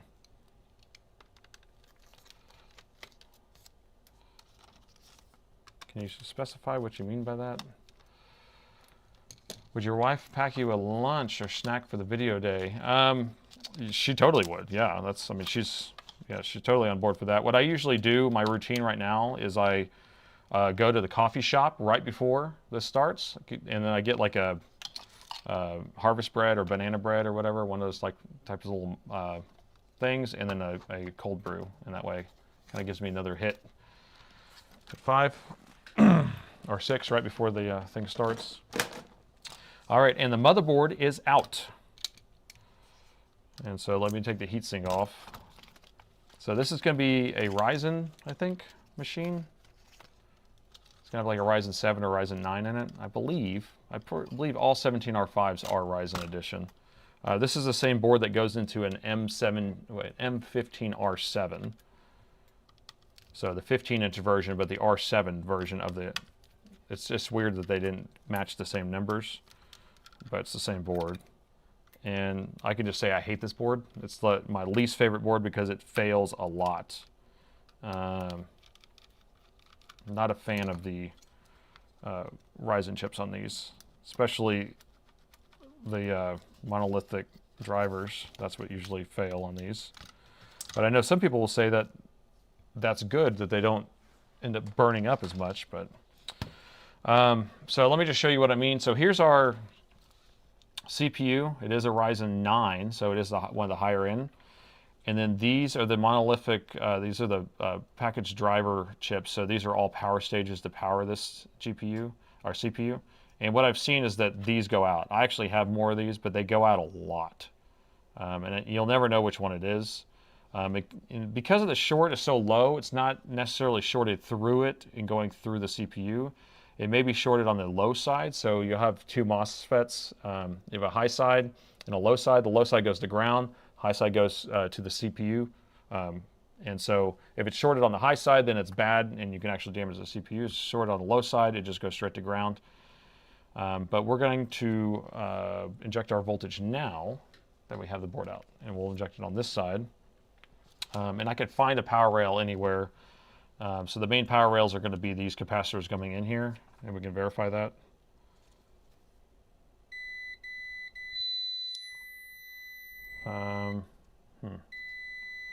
There you go, right there. So we're going to inject it right there, and then we're going to monitor it. Oh. If If you want quality for a Dell laptop, long support is a precision. Yep. And so 7000 series precisions are going to be the big daddies that are like the high end, and the 5000 series are going to be more like an XPS. The 3000 series are going to be latitudes. They're basically the same laptop. 4 amps. Oh, I hit ground on accident. 4 amps. Is that CPU? It is CPU.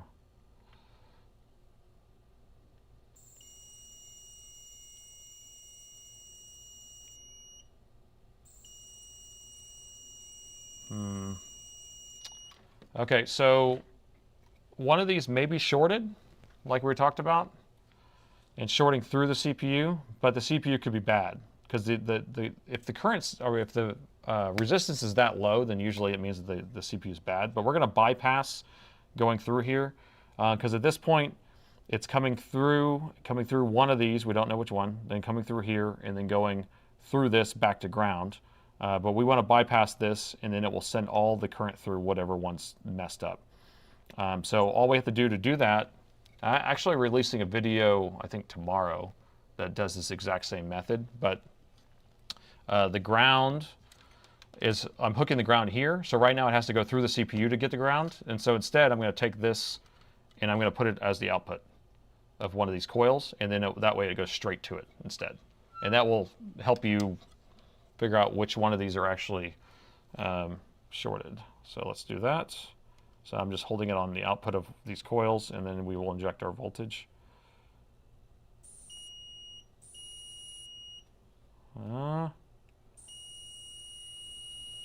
So it's right there. It's this one. Let me switch views so you can kind of see what I'm looking at. Like that. Does that work? So it doesn't matter which coil I put it on, okay? So all these are tied together. If you look at the outputs here, tied. I'm just going to put it on any of them. And then I'm going to inject voltage right here, just away from this. And you see what's getting hot? It's right there. Okay? It's this one. Now, we couldn't see that get hot a second ago. So if I hook this back to ground, and so we have to go through the CPU, and then now inject in the same area. Can you see that getting hot? Maybe a little. Yeah, you can actually. It's just very faint. So it's hard to know for sure. Yeah, you can. You can kind of see it getting hot right there. But this is how I kind of definitively figure this out, because I'd rather just get it done correct, or tell me exactly which one it is. That one. Okay, so we're going to take that one off. If I can find the right view, we're going to take this one off. And then we can continue. The short will be gone, and then will it turn on? I don't know, because I don't know if the CPU is safe or not. So I'm going to move the sticker. Is it this one? I keep forgetting. Oh, is there a chip on the edge? No, there's not. So it's this one. I need to do that thing. Northwest GPU repair, he always marks them. I need to do that because every single time I'm like, which one is it again? So I'm pretty sure it's that one. Let's turn our air on.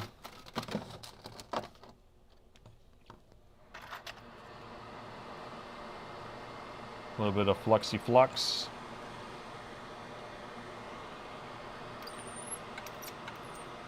You guys like it a little more zoomed in? I don't know.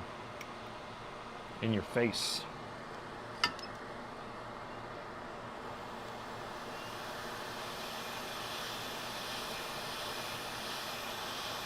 Alright, just heat it up.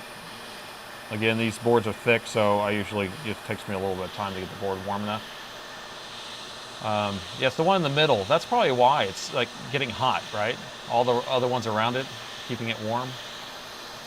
I do find that it is usually the ones in the middle that have the issue.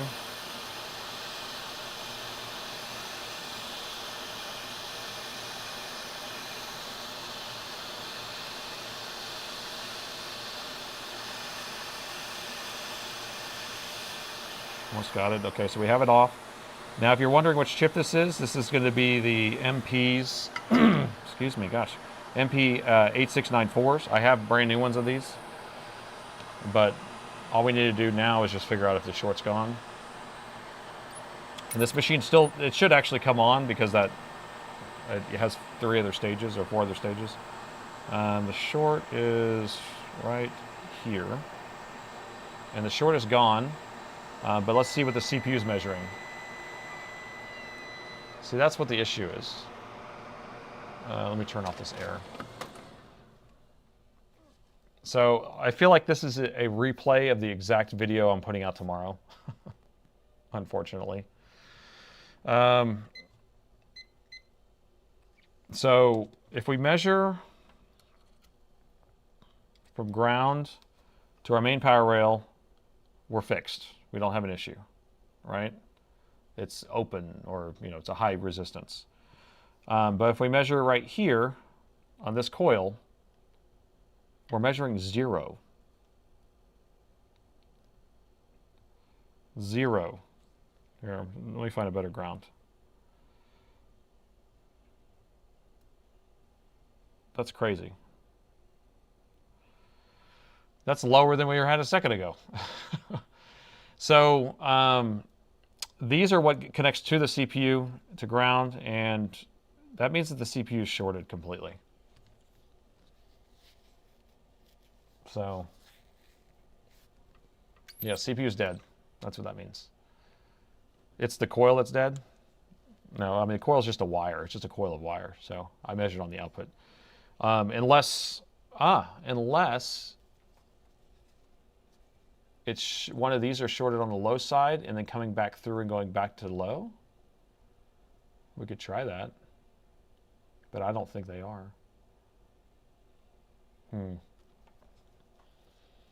But we can plug in the board and try turning it on because we're crazy. Like I said, it should turn on with those with that MOSFET missing because it has those other power stages.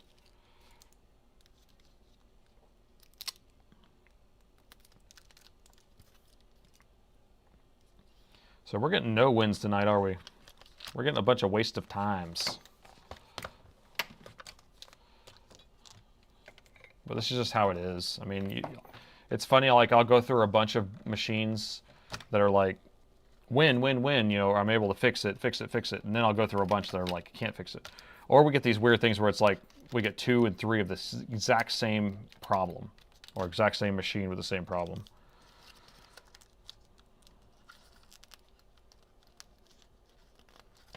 Okay, all right, so I just have it plugged in. I'm not plugging in anything else but just the power button and DC jack. I think this one should come on by itself when you plug it in because the EC chip gets programmed, I believe. So anyway, where's our power meter? Power meter, hello, okay. Here we go, we ready? Okay, we got a 0.02, nice. How am I going to get to the power button here? Does this one have one on the board? It does, I think, right here. No, it's not a power button. Oh, here it is. There's one on the board. I can press it. Here we go. Okay, I press the power button.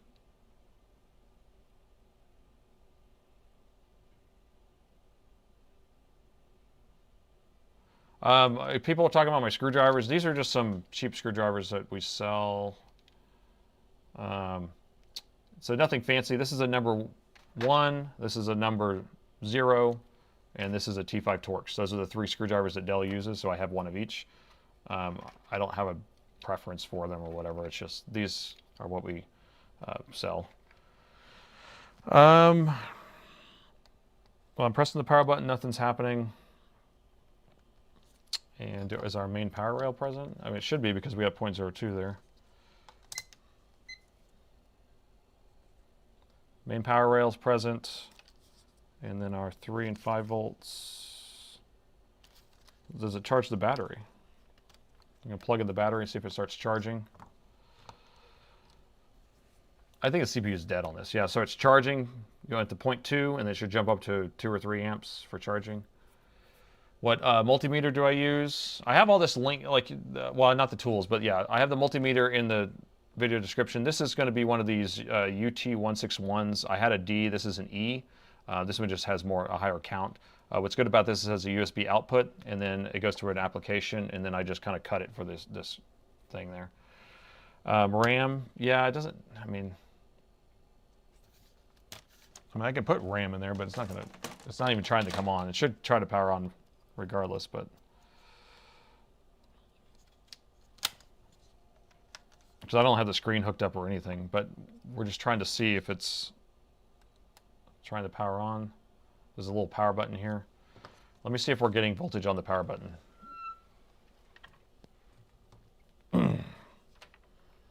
It might detect that there's a short on the CPU, for all I know. We've got 3.2 on the power button.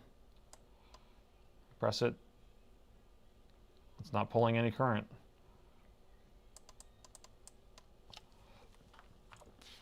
So I don't know right this second what's going on, because then I basically am going to have to go back out and I'm going to have to figure out, like, does all the power rails up and running? I mean, the CPU looks shorted to me, so that's kind of the bad thing about that. CPU is fried. Yeah, it doesn't need RAM to turn on.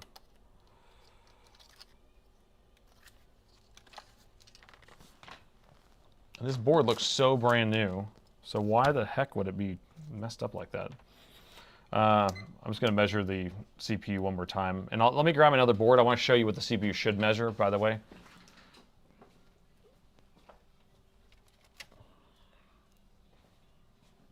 Is this the same board?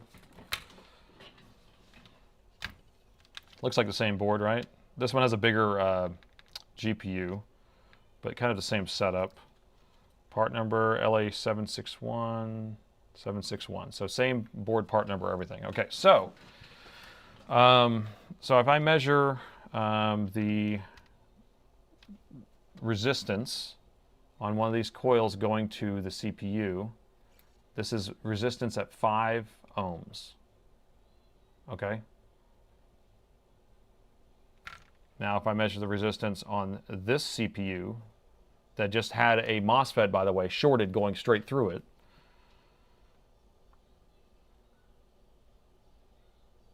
it has 0.1. So, I mean, it's dead. I mean, yeah, reflow, I don't know about that. I mean, it had 20 volts sent to it. Whenever a MOSFET like that shorted, it's sending the full voltage from the charger straight to it, so the end. So that's another failed one. Nothing we can do about that. You can only do what you can do, right? So, well, I'm tired. Yeah, that's a bummer. It is time for dinner and time for a bourbon. We're gonna do some Elijah Craig tonight.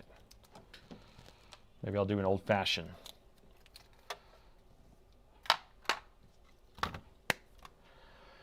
Did everyone enjoy this epic failure?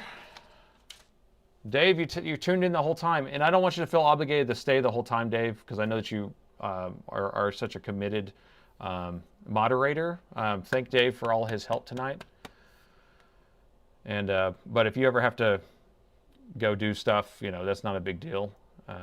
There's plenty of other people jumping in and out. So next week we'll do this again. I have tons of laptops always coming in, so we'll do another one of these roulette things. Hopefully we can fix something. And I'll try to get that video up tomorrow. It's basically the same video as this, which is funny. So, but you'll get to see the exact same thing over again. And